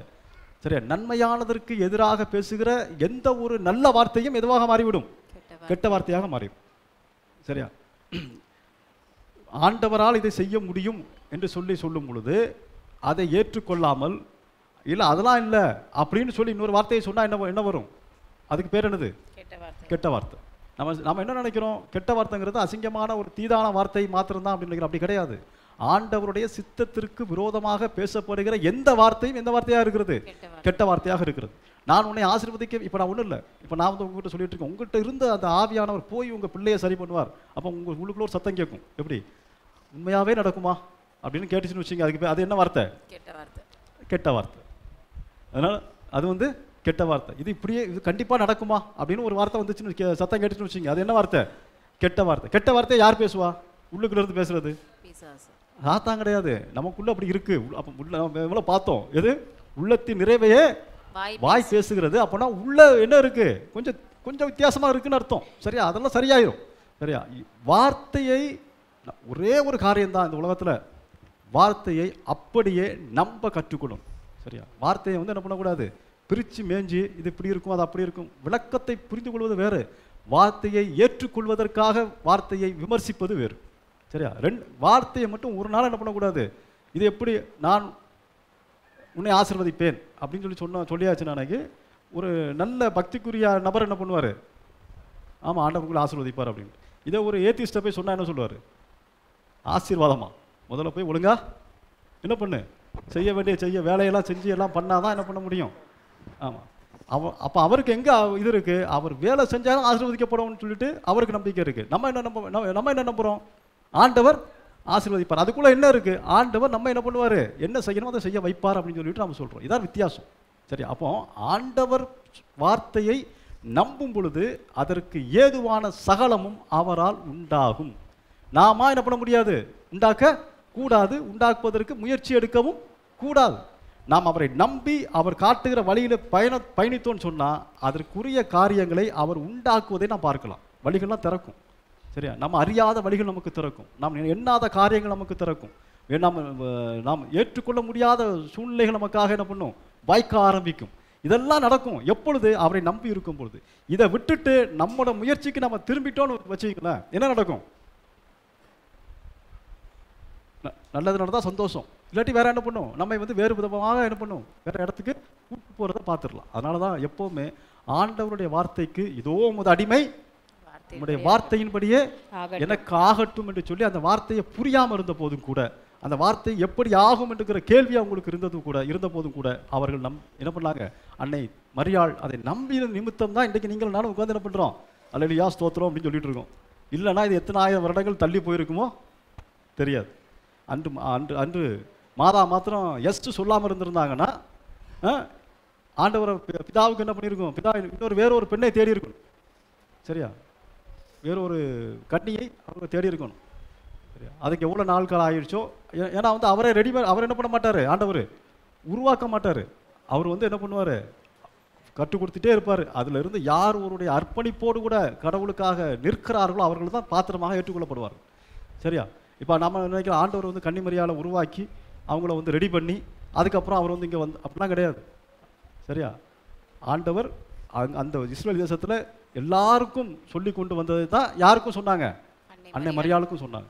ஆனால் அன்னை மரியாள் அவருடைய வார்த்தைக்கு செவி கொடுக்கிறவர்களாக கீழ்ப்படிபவர்களாக வீட்டுக்குள்ளே நின்ன சம்மனஸை பார்த்து சாதாரணமாக பேசக்கூடிய நபராக இருந்தாங்க. நம்மெல்லாம் இருந்தால் என்ன பண்ணியிருப்போம், ஒரு சம்மனஸ் அஞ்சாதீர் அப்படின்னு சொன்னோன்னா என்ன பண்ணியிருப்போம், ஜன்னலை உடச்சிட்டு புதிச்சு ஓடி இருப்போம் இல்லையா. திடீர்னு வீட்டுக்குள்ளே அஞ்சாதீர்னு சொல்கிறாங்களே அப்படின்ட்டு. அப்போ அந்த அளவிற்கு அவர்கள் ஆண்டவரோடு கூட ஒரு உறவோடு கூட இருக்கிறவர்களாக இருந்தாங்க. சரியா, இப்போ அப்படிப்பட்ட அந்த கீழ்ப்படிதல் ஆண்டவருடைய வார்த்தையிலிருந்து நமக்கு என்ன பண்ணும், வரணும். அதாவது தொடர்ச்சியா வாசிங்க. கெட்ட வார்த்தை எதுவும் கெட்ட வார்த்தை ஒன்றும் உங்கள் வாய் நின்று வரக்கூடாது, கேட்போர் பயனடையும்படி தேவைக்கு ஏற்றவாறு அருள் வளர்ச்சிக்கேற்ற நல் வார்த்தைகளையே பேசுங்கள். கடவுளின் தூய ஆவியாருக்கு துயரம் வருவிக்காதீர்கள். மீட்பு நாளை முன்னிட்டு உங்கள் மீது பொறிக்கப்பட்ட முத்திரையாக அவர் இருக்கிறார். எப்போ நாம் ஆண்டவரை ஏற்றுக்கொள்கிறோமோ அப்பொழுது நாம் ஆண்டவராக இயேசு கிறிஸ்து பரிசுத்த ஆவியானவர் என்ன பண்ணுகிறார், நம்மேல் வைக்கப்படுகிறார், நமக்கு புளியப்படுகிறார். அவர் எதற்காக இருக்கிறார், நாம் மீட்பு நாள் இந்த உலகத்தில் ஒருவேளை நாம் வாழுகிற நாட்கள்லையோ அல்லது மரித்த பிறகோ இந்த உலகத்திற்கு நியாய தீர்ப்பு வரும் பொழுது நம்மை இனம் கண்டு நம்மை பிரித்தெடுப்பதற்கு அவர் நம்மையில் வைக்கப்பட்டிருக்கிற முத்திரையாக இருக்கிறார். சரியா, சீல் போட்டு தனியாக வச்சாச்சு நம்மளாம். இப்போ யாரு, இப்போ நம்ம எல்லாருக்கும் மேலே என்ன இருக்கு, ஒரு சீல் இருக்கு, நம்ம மேல் பரிசுத்த ஆவியானவர். நீங்கள் நம்பினால் நம்பாட்டே அதான் உண்மை. யாரெல்லாம் ஆவியானவரை ஏற்றுக்கொண்டு இருக்கிறோமோ அவர்கள் மேலே என்ன இருக்கு, ஒரு ஒரு ஒரு வெளிச்சம், ஒரு இது தங்கி. அதுக்கு தான் நம்ம மாதா மேலே ஒரு வட்டம், அந்தோனியார் மேலே ஒரு வட்டம், சவரியார் மேலே ஒரு வட்டம் போட்டுருங்க. ஆமாம், நம்ம மேலே என்ன இருக்கு, மேலே பாருங்க இருக்கும், வட்டம் இருக்கும், நம்ம மேலேயும் வட்டம் இருக்கு. சரியா, அவர் அது என்னன்னா பரிசுத்த ஆவியானவருடைய அந்த அபிஷேகம், அந்த புனிதல் நம்ம மேலே இருந்துகிட்டே இருக்கு. அவர் அந்த புனிதல் தான், அந்த அடையாளம் தான் நம்மேல் பொறிக்கப்பட்ட முத்திரையாக இருக்கிறது. எப்பொழுது நாம் மீட்கப்படுவோம் என்பதற்கு. அப்போ எவ்வளவு மிக அப்போ இந்த முத்திரை இல்லாதவங்க என்ன பண்ண மாட்டாங்க, மீட்கப்பட மாட்டாங்க. அப்போ எவ்வளவு முக்கியம் வாயில் வைக்கப்பட்ட வார்த்தையும் நம்மையில் இருக்கிற ஆவியானவர், எவ்வளோ பெரிய முக்கியமானது. இது இல்லைன்னா மீட்கப்பட முடியாது. சரியா, அப்போ நம்ம பிள்ளைங்களுக்காக எதையோ வாங்கி வைக்க நினைக்கிறோம் இல்லையா, எதையோ சேர்த்து வைக்க நினைக்கிறோம் இல்லையா, எல்லாவற்றை விட மேலாக என்ன பண்ணணும், இப்போ இதை சேர்த்து வைக்க நினைப்போம். இதுக்கு வயது வரம்பு கிடையாது. என்னுடைய பிள்ளைக்கு நான் 60 வயசு ஆகிவிட்டுச்சு, இப்போ நான் என்ன பண்ணுறது அப்படின்னா என்ன பண்ணக்கூடாது, யோசிக்கக்கூடாது. பிள்ளைக்கு 60 வயசாக இருந்தாலும் அம்மா என்ன பண்ணலாம், அவருக்காக ஜெபிக்கலாம், அவங்களுக்காக இது பண்ணலாம். 6 வயசாக இருந்தாலும் ஜெபிக்கலாம், 60 வயசாக இருந்தாலும் ஜெபிக்கலாம். வயசு இங்கே தடை அல்ல, அதை புரிந்து கொள்ளணும் முதலாவது. சரியா, அப்போ கெட்ட வார்த்தை நம்ம வாயிலிருந்து வரக்கூடாது. ஏனென்றால் நமக்குள் இருக்கிற பரிசுத்த ஆவியானவர் என்ன பண்ணுவாராம், துக்கப்படுவாராம். சரியா, தேவையில்லாத வார்த்தை, அதான் சொன்ன கெட்ட வார்த்தை என்பது அவிசுவாசமான வார்த்தையும் கெட்ட வார்த்தையே. அதை நல்லா புரிஞ்சுக்கணும். அவிசுவாசமான வார்த்தையும் கெட்ட வார்த்தையே. இது எல்லாம் மற்ற கெட்ட வார்த்தை பேசுகிறத காட்டிலும் அவிசுவாசமான வார்த்தை பேசுனா தான் ஆண்டவர் என்ன பண்ணுவார், ரொம்பவே துக்கப்படுவார். 30 கெட்ட வார்த்தை ஒன்றும் உங்கள் வாயிலிருந்து வரக்கூடாது. ஏனென்றால் பரிசுத்த ஆவியானவர் என்ன பண்ணுகிறார், துக்கப்படுகிறவராக இருக்கிறார். சரியா, இப்போ அடுத்தது, இப்போ கெட்ட வார்த்தை அதாவது கெட்ட வார்த்தை என்பது அவிசுவாசமான வார்த்தை தான் முதல்ல இருக்கிறதுலே பெரிய கெட்ட வார்த்தை. சரியா? ஆண்டவரால் இயலும் என்று சொல்லுகிற ஒரு காரியத்தை நாம் வந்து மனித மூளையிலே, மனித அறிவிலே இயலாது என்று சொல்லுவோம் என்று சொன்னால் நாம் யாருக்கு எதிராக பேசுகிறோம்? இப்போ நான் வந்து இவங்க 2 பேருக்கும் அவங்களுக்கு சொல்லக்கூடாதுன்னு நினைக்கிறேன், தான் கரண்ட் போயிடுச்சு. யாரோ ஒருத்தருக்கு எதிராக என்ன பண்ணுறோம்? ஒரு கெட்ட வார்த்தை பேசுவது எவ்வாறு அவர்களை நோகடிக்குமோ அதுபோல அவிசுவாசமான வார்த்தைகள் பேசும்போது நமக்குள் இருக்கிற பரிசுத்த ஆவியானவரை என்ன பண்ணுறோம்? நம்ம டைரெக்டாக கெட்ட வார்த்தை பேசுகிறோம். ஆமாம், முடியலைன்னா என்ன பண்ணணும்? திருப்பாடல்கள் 141:3. திருப்பாடல்கள் 141:3. திருப்பாடல்கள் அதிகாரம் 141 இறைவார்த்தை 3. ஆண்டவரே, என் நாவுக்கு காவல் வைத்தருளும், என் இதழ்களின் வாயிலில் காவலாளியாக வைத்தருளும். ஆண்டவரே, என் நாவுக்கு காவல் வைத்தருளும், என் இதழ்களின் வாயிலில் காவலாளியாய் வைத்தருளும். ஒரே வழி, நம்மளால முடியலன்னா என்ன செய்யணும்? ஆண்டவர்கிட்ட, ஆண்டவரே எனக்கு ஒரு வாட்ச்மேன் போடுங்க அப்படின்னு ஜெபிக்கிறத தவிர வேற ஒன்றுமே கிடையாது. அது 2 அவர் என்ன கேட்குறாரு? சங்கீதக்காரன் 2 வாட்ச்மேன் கேட்குறாரு, 2 செக்யூரிட்டி கேட்குறாரு. ஒன்று எதுக்கு? நாவுக்கு, வாய்க்கு, மொத்தமாக டோட்டல் ஓவர் கண்ட்ரோல். இன்னொன்று வந்து நாக்குக்கு இல்லை, எதுக்கு? என் நாவுக்கு காவல் வையும். அங்கே டங்குன்னு இருக்க இங்கிலீஷில். இதழ்கள், இதழ்லாம் என்னது? உதடு. சரியா? உதடு. என்ன பண்ணுங்க? Overall control. ஏன்னா அப்போ அவருக்கே தெரியுது ஒரு ஆளுக்கெல்லாம் இவன் அடங்க மாட்டான். எப்படி? இவங்களாம் ஒரு ஆளுக்கெல்லாம் அடங்க மாட்டாங்க அப்படின்ட்டு 2 பேரை காவல் போட சொல்கிறார், கேட்குறாரு. அப்படின்னா எவ்வளோ முக்கியமானதுன்ட்டு பார்த்துங்க. என்னுடைய வாயிலுக்கு என்ன பண்ணுங்க? காவல் வைங்க. என்னுடைய நாவிற்கு, என்னுடைய வாய்க்கு, என்னுடைய அதை நம்ம பல மொழிபெயர்ப்புகளுக்குள்ள வேற இருக்கலாம். பட் முதலாவது இப்போ மொத்தத்தில் என்ன வேணும்? 2 காவலாளிகள் வேணும். ஏன்னா ஒரு ஆளுக்கு, ஏன்னா அது அவ்வளோ முக்கியம். எது? வாய் என்பது அவ்வளோ முக்கியமானது. ஏனென்றால் 2 பேர் இருக்கிறாங்க. சரியா? ஒரு ஆள் வந்து யார் அப்படின்னா நீதிமொழிகள் 10:11. நீதிமொழிகள் அதிகாரம் 10 இறைவார்த்தை 11. நல்லாரின் சொற்கள் வாழ்வளிக்கும் ஊற்றாகும், பொல்லாரின் பேச்சிலோ கொடுமை மறைந்திருக்கும். நல்லாருடைய சொற்கள் எப்படிப்பட்டது? பேச்சு வாழ்வளிக்கும் ஊற்று போன்றது. சரியா? ஒரு மனிதர் வந்து ஒரு மனிதரை ஒரு நல்லவர் என்று சொல்லக்கூடிய நல்ல வார்த்தைகள் என்பது எதை குறிக்கிறது? ஒரு மனிதனுடைய உள்ளத்தில் இருக்கக்கூடிய அவருடைய வார்த்தைகளை குறிக்கிறது. இந்த வார்த்தைகள் ஒரு மனிதனுடைய வாயிலிருந்து வரும் பொழுது என்ன பண்ணுது? அந்த மனிதரை வாழ வைக்கிறது. பொல்லாதவர்களுடைய பேச்சிலோ என்ன இருக்கிறது? கொடுமை நிறைந்திருக்கிறது. சரியா? இப்போ அது இப்போ நம்ம ஒன்று கண்டுபிடிக்கலாம். சரியா?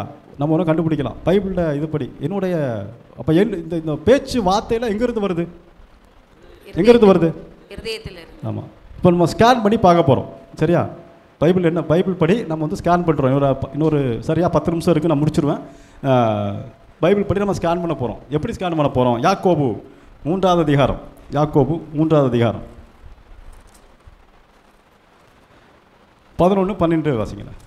யாக்கோபு அதிகாரம் 3 இறைவார்த்தை 11-12. ஒரே ஊற்றிலிருந்து நன்னீரும் உவர் நீரும் சுரக்குமா? என் அன்பர்களே, அத்தி மரம் ஒலிவ பழங்களையும் திராட்சை செடி அத்தி பழங்களையும் கொடுக்குமா? போதும், நிப்பாட்டுங்க. அப்படியே ஒரே ஒரு கேள்வி. இப்போ நம்ம முன்னாடி வந்து ஸ்கேன் மிஷின் ஓட ஆரம்பிக்குது. சரியா?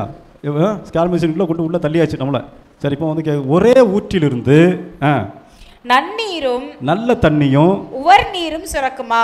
கெட்ட தண்ணியும் சுரக்குமா? வருமா? சுரக்குமா? நம்ம வீட்டு போர் நல்ல தண்ணியும் கெட்ட தண்ணியும் ஒரே நேரத்தில் வருமா? ஒரு டக்குன்னு போட்ட உடனே ஒரு நிமிஷம் நல்ல தண்ணி, அப்புறம் அடுத்த நிமிஷம் கெட்ட தண்ணி, ஒரு நிமிஷம் நல்ல தண்ணி, அப்படி வருமா? வராது. அப்போ ஏதாவது ஒன்று தான் சுரக்கும். சரியா? அடுத்தது, என் அன்பர்களே, அத்தி மரம் ஒலிவ பழங்களையும் திராட்சை செடி அத்தி பழங்களையும் கொடுக்குமா?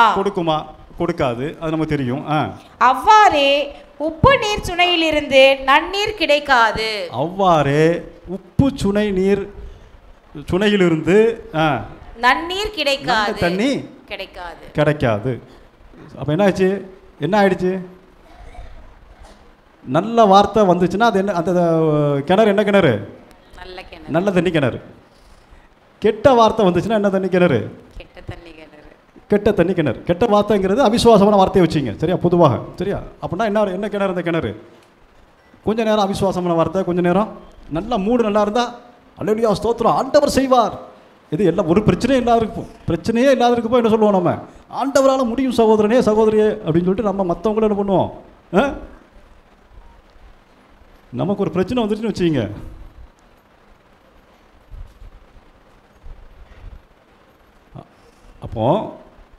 அப்போ பிரச்சனை வந்துருச்சுன்னா நம்ம சோர்ந்து போக மாட்டோமானா கிடையாது. என்ன பண்ணுவோம்? நிச்சயமாக சோர்ந்து போயிடுவோம். சரி, அது மனித இயல்பு. ஆனால் அதற்கு மத்தியிலும் என்ன பண்ணுவோம்? நமக்குள் இருக்கிற ஆவியானவர் நம்மை உயிர்ப்பிக்கிறவராக இருப்பார். சரியா? அந்த உயிர்ப்பிக்கிற ஆவியானவர் நமக்குள் இருந்து என்ன பண்ணுவார்? நம்மை உயிர்ப்பிக்க செய்வார். அப்போ ஒரு விஷயத்தை, அப்போ நல்ல வார்த்தை என்பது நம்முடைய சூழ்நிலைகளையோ நம்முடைய மூளையோ சார்ந்து வருகிற வார்த்தைகள் அல்ல. நல்ல வார்த்தை என்பது, நல்ல தண்ணீர் என்பது நமக்குள் இருக்கிற பரிசுத்த ஆவியானவர், நமக்குள் இருக்கிற ஆண்டவருடைய வார்த்தை. அப்போ சூழ்நிலைகள் நமக்கு எதிராக இருக்கும் பொழுது நான் பேச வேண்டியது எது அப்படின்னா, சூழ்நிலைகளை மாற்றக்கூடிய ஆண்டவருடைய வார்த்தையை. சரியா? அதுதான் நல்ல தண்ணி. சரியா? இப்போ இங்கே கெட்ட தண்ணி நல்ல தண்ணிங்கிறது நம்ம என்ன பண்ணிடக்கூடாது? நான் கெட்ட பேச்சு பேசிட்டு கொஞ்சம் நல்ல பேச்சு பேசிட்டு ஒரு நேரம் அப்படிலாம் கிடையாது. அது வந்து மேலோட்டமானது. ஆனால் எந்த சூழ்நிலையிலும், அதாவது நாம் நன்மையாக இருக்கும்போது எனக்கு ஆண்டவர் இதை செய்தார் என்று சொல்லி பேசுகிறோமோ, அதே போல் நாம் சூழ்நிலைகள் மாறுபாடாக இருக்கும் பொழுதும் என் ஆண்டவர் எனக்கு இதை செய்வார் என்று சொல்லி பேசுவோம். சரியா? இதுதான் நல்ல தண்ணி. சரியா? இப்போ நம்ம என்ன பண்ணிடுறோம்? சூழ்நிலைகள் மாறுதலாக இருக்கும் பொழுது அநேக நேரங்கள் என்ன பண்ணிடுறோம்? மாறுதலாக பேசி விடுகிறோம். இது கெட்ட தனியாக மாறிடுது. ஸோ இந்த கெட்ட தண்ணி என்ன பண்ணாது? எப்பொழுதும் நமக்கு பயன் தராதாக போய்விடும். ஆகவே உப்பு நீர்ச்சுனையிலிருந்து நன்னீர் கிடைக்காது. ஆகவே நம்முடைய இருதயத்தை நல்ல நீர்ச்சுனையாக வைத்திருக்க வேண்டியது நம்முடைய பொறுப்பாக இருக்கிறது. சரியா? இப்போ ஆண்டவரும் இதைத்தான் சொல்கிறாரு, இருதயத்தின் நிறைவைத்தான் வாய் பேசும். சரியா? மத்தேயு 12 34 சொல்லுகிறார் ஆண்டவர், மனிதன் எதை பேசுவான் அப்படின்னா, எதை பேசுவானா?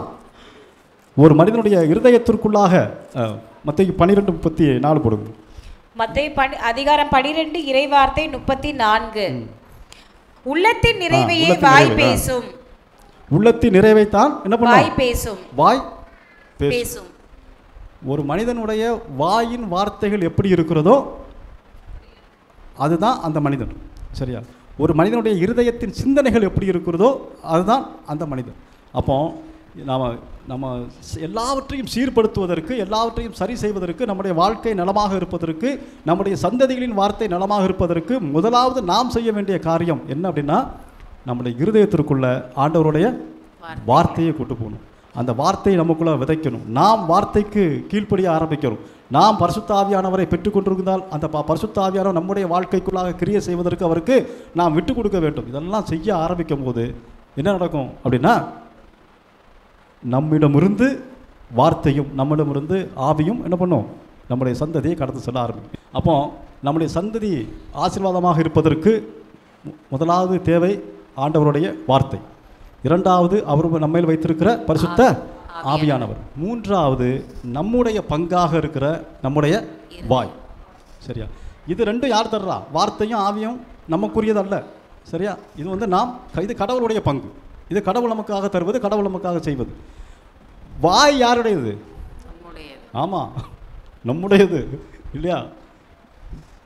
அந்த வாய் இருக்கு இல்லையா? அந்த வாய் ரொம்ப ரொம்ப ரொம்ப முக்கியமான ஒரு காரியம். ஆவிக்குரிய காரியங்களை நமக்குள்ளாக பெற்றுக்கொள்வதற்கு. அவிசுவாசமான வார்த்தை ஒன்றும், கெட்ட வார்த்தை ஒன்றும் அப்படின்னா, அவிசுவாசமான வார்த்தை ஒன்றும் உங்கள் வாயிலிருந்து வராதபடிக்கு பார்த்துக்கணும். அது நடக்குமா நடக்காதா, நடக்கிற மாதிரி சூழ்நிலையே இல்லையே, அதை பற்றி யோசிக்க வேண்டிய அவசியம் நமக்கு இல்லை. நம்ம என்ன பண்ணணும்?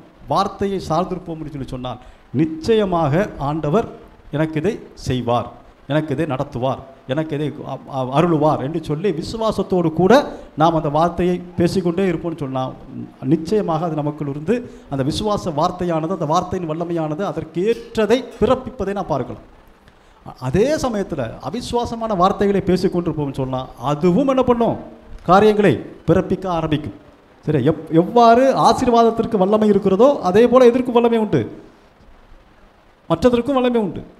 சரியா? அப்போ அந்த வல்லமையெல்லாம் தீமைக்குரிய வல்லமைகள் எல்லாம் நொறுக்கி தள்ளி நன்மையானதை விளையச் செய்கிறது எது அப்படின்னு சொன்னால் ஆண்டவருடைய வார்த்தையாக இருக்கிறது. சரியா? நான் இதுவரைக்கும் ஆண்டவருக்கு சுத்தமானால் அடுத்த நாளில் வந்து அடுத்த தடவை இதை வந்து இது எப்படி என்னுடைய சந்ததியை காப்பாற்றும். சரியா? இந்த வார்த்தையும் இந்த ஆவியும் என்னுடைய வாயும் எவ்வாறு ஆண்டவருடைய சந்ததியை எனக்கு வரக்கூடிய சந்ததியை காப்பாற்றுகிறது என்பதை குறித்து நாம் அடுத்த மாதத்தில் நாம் பார்க்கலாம். சரியா?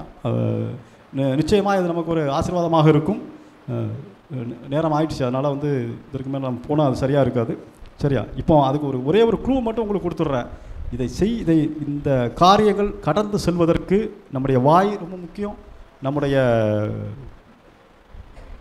பங்குல அங்கே எப்படி வார்த்தையும் ஆவியானவரும் இருக்கிறார்களோ அதே போல் நம்முடைய பங்குல நம்முடைய வாயும் நம்முடைய விசுவாசமும் இதற்கு மிக மிக முக்கியமான தேவையான காரியமாக இருக்கிறது. ஒரு உடன்படிக்கையை பண்ணுவதற்கு 2 பேர் தேவைப்படுகிறார்கள்.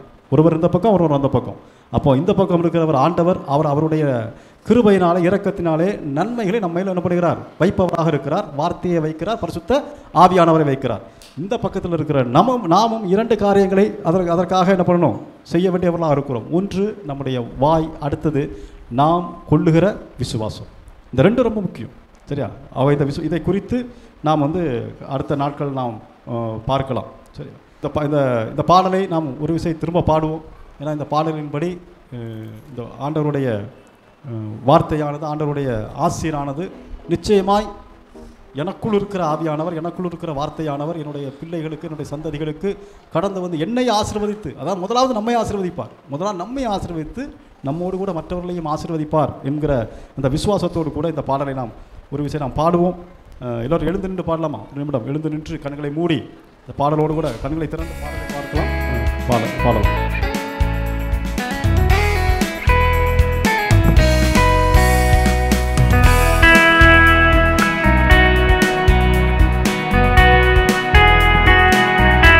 இந்த வருடம் ஆண்டவர் நம்மை ஆசீர்வதிக்கும்படியாய் இந்த வருடம் முழுவதும் அவர் நம்மை நடத்துகிறார் என்கிற விசுவாசத்தோடு கூட பாடுவோம்.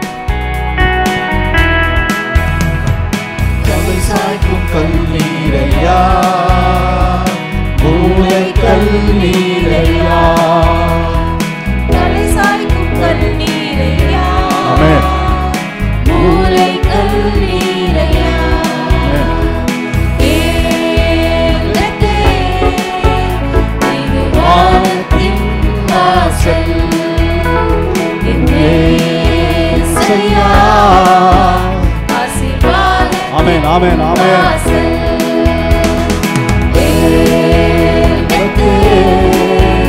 இது வானத்தின் வாசல் என்னேசையா ஆசீர்வாதத்தின் வாசல் மேற்கு கிழக்கு வடக்கு தெற்கு பரப்புவாய்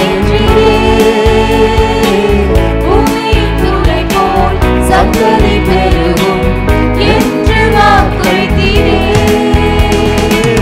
மேற்கு கிழக்கு வடக்கு தெற்கு பரப்புவாய் என்றீரே. பூமியின் துளை போல் சங்கதி பெருகும் என்று வாக்குறுத்தீரே. சொன்னதை செய்யும் வரையில் என்னை கைவிடவே மாட்டீர். ஆமென் ஆமென் ஆமென் கைவிடவே மாட்டீர்.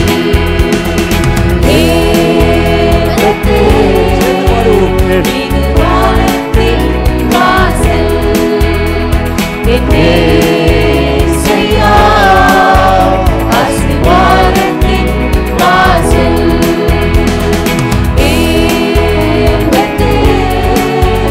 இது வானத்தின் வாசல் என்னேசையா ஆசீர்வாதத்தின் வாசல் பூமியின் வம்சங்கள் உனக்குள் சந்ததிக்குள் ஆசீர்வதிக்கப்படும் என்று ஆசீர்வாத வாய்க்காலாக என்னை மாற்றினீர். எல்லாரும் சொல்லுவோமா? ஆண்டவரே என்னை ஆசீர்வாதத்தின் வாய்க்காலாக மாற்றி ஆண்டவரே சந்ததி முழுவதும் ஆசீர்வதிக்கும் நல்லவராக இருக்கிறது சொல்லுவோம். ஆமென். ஆசீர்வாத வாய்க்காலாக என்னை மாற்றினீர்.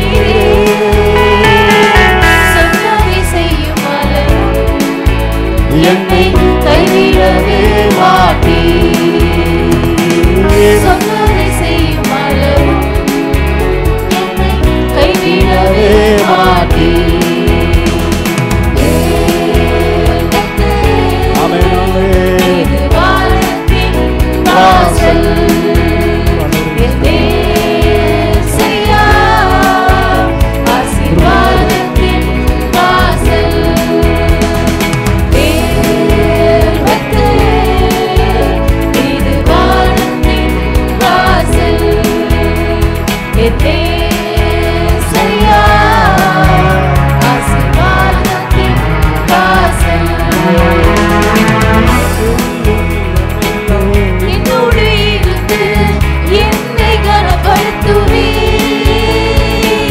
தகப்பன் தேசத்துக்கு திரும்பும் வரையில் என்னை காப்பாற்றுவீர் செல்லும் இடமெல்லாம் என்னோடு இருந்து என்னை கனப்படுத்துவீர் தகப்பன் தேசத்துக்கு திரும்பும் வரையில் என்னை காப்பாற்றுவீர் சொன்னதை செய்யும் அளவும் என்னை கைவிடவே மாட்டீர் சொன்னதை செய்யும் அளவும் என்னை கைவிடவே மாட்டீர்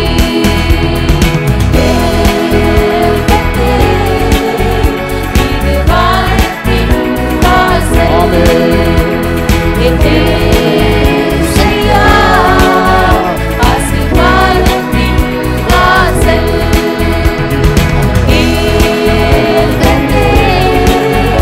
இது வானத்தின் வாசல் எசையா பரலோகத்தின் வாசல்.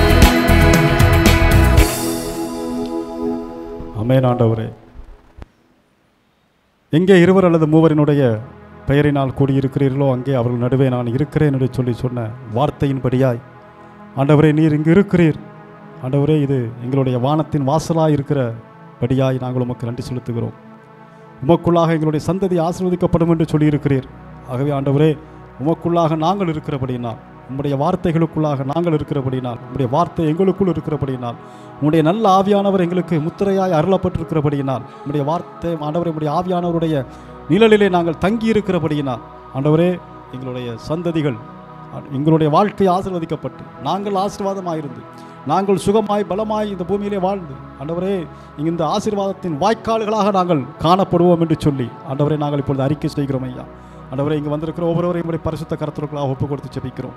ஆண்டவரே, இவர்கள் ஒவ்வொருவருடைய சந்ததிகளும் ஆண்டவரே எங்களுடைய இம்மைக்குரிய ஆவிக்குரிய சந்ததிகளும் ஆண்டவரே நன்மையாய் நலனாய் ஆசீர்வாதமாய் சுகமாய் பலனாய் இருக்கும் என்று சொல்லி நாங்கள் விசுவசிக்கிறோம், நம்புகிறோம். ஏனென்றால் நீர் எங்களை ஆசீர்வதித்திருக்கிறீர். நீர் உம்முடைய வார்த்தையை எங்களுக்குள் வைத்திருக்கிறீர். நீர் உம்முடைய நல்ல ஆவியானவரை எங்களுக்குள் தந்திருக்கிறீர். ஆண்டவரே, நாங்கள் உம்முக்குள் இருக்கிறபடியினால், நாங்கள் உம்முக்குள் பெருமகிழ்ச்சியாய் இந்த பூமியிலே காணப்படுகிறபடியினால், உம்முடைய வித்து எங்களுக்குள் தரித்திருக்கிறபடியினால் ஆண்டவரே, நாங்கள் தகப்பன் வீட்டை வந்து சேருகிற வரைக்கும் இந்த பூமியிலே எங்களை காப்பாற்றி எங்கள் பிள்ளைகளை காப்பாற்றி எங்களுடைய ஆண்டவரே நாங்கள் உம்முடைய சமூகத்தை வந்து அடைந்த பிறகும் ஆண்டவரே இந்த வித்தானது அழியாமல் என்றும் உயிருள்ள வித்தாய் கடந்து செல்லும் என்று சொல்லி இயேசு கிறிஸ்துவின் நாமத்தினால் நாங்கள் ஒவ்வொருவரும் விசுவசிக்கிறோம் தகப்பனே. ஆண்டவரே, இந்த வருடத்தில் நாங்கள் விசுவசிக்கிறோம், நம்புகிறோம்.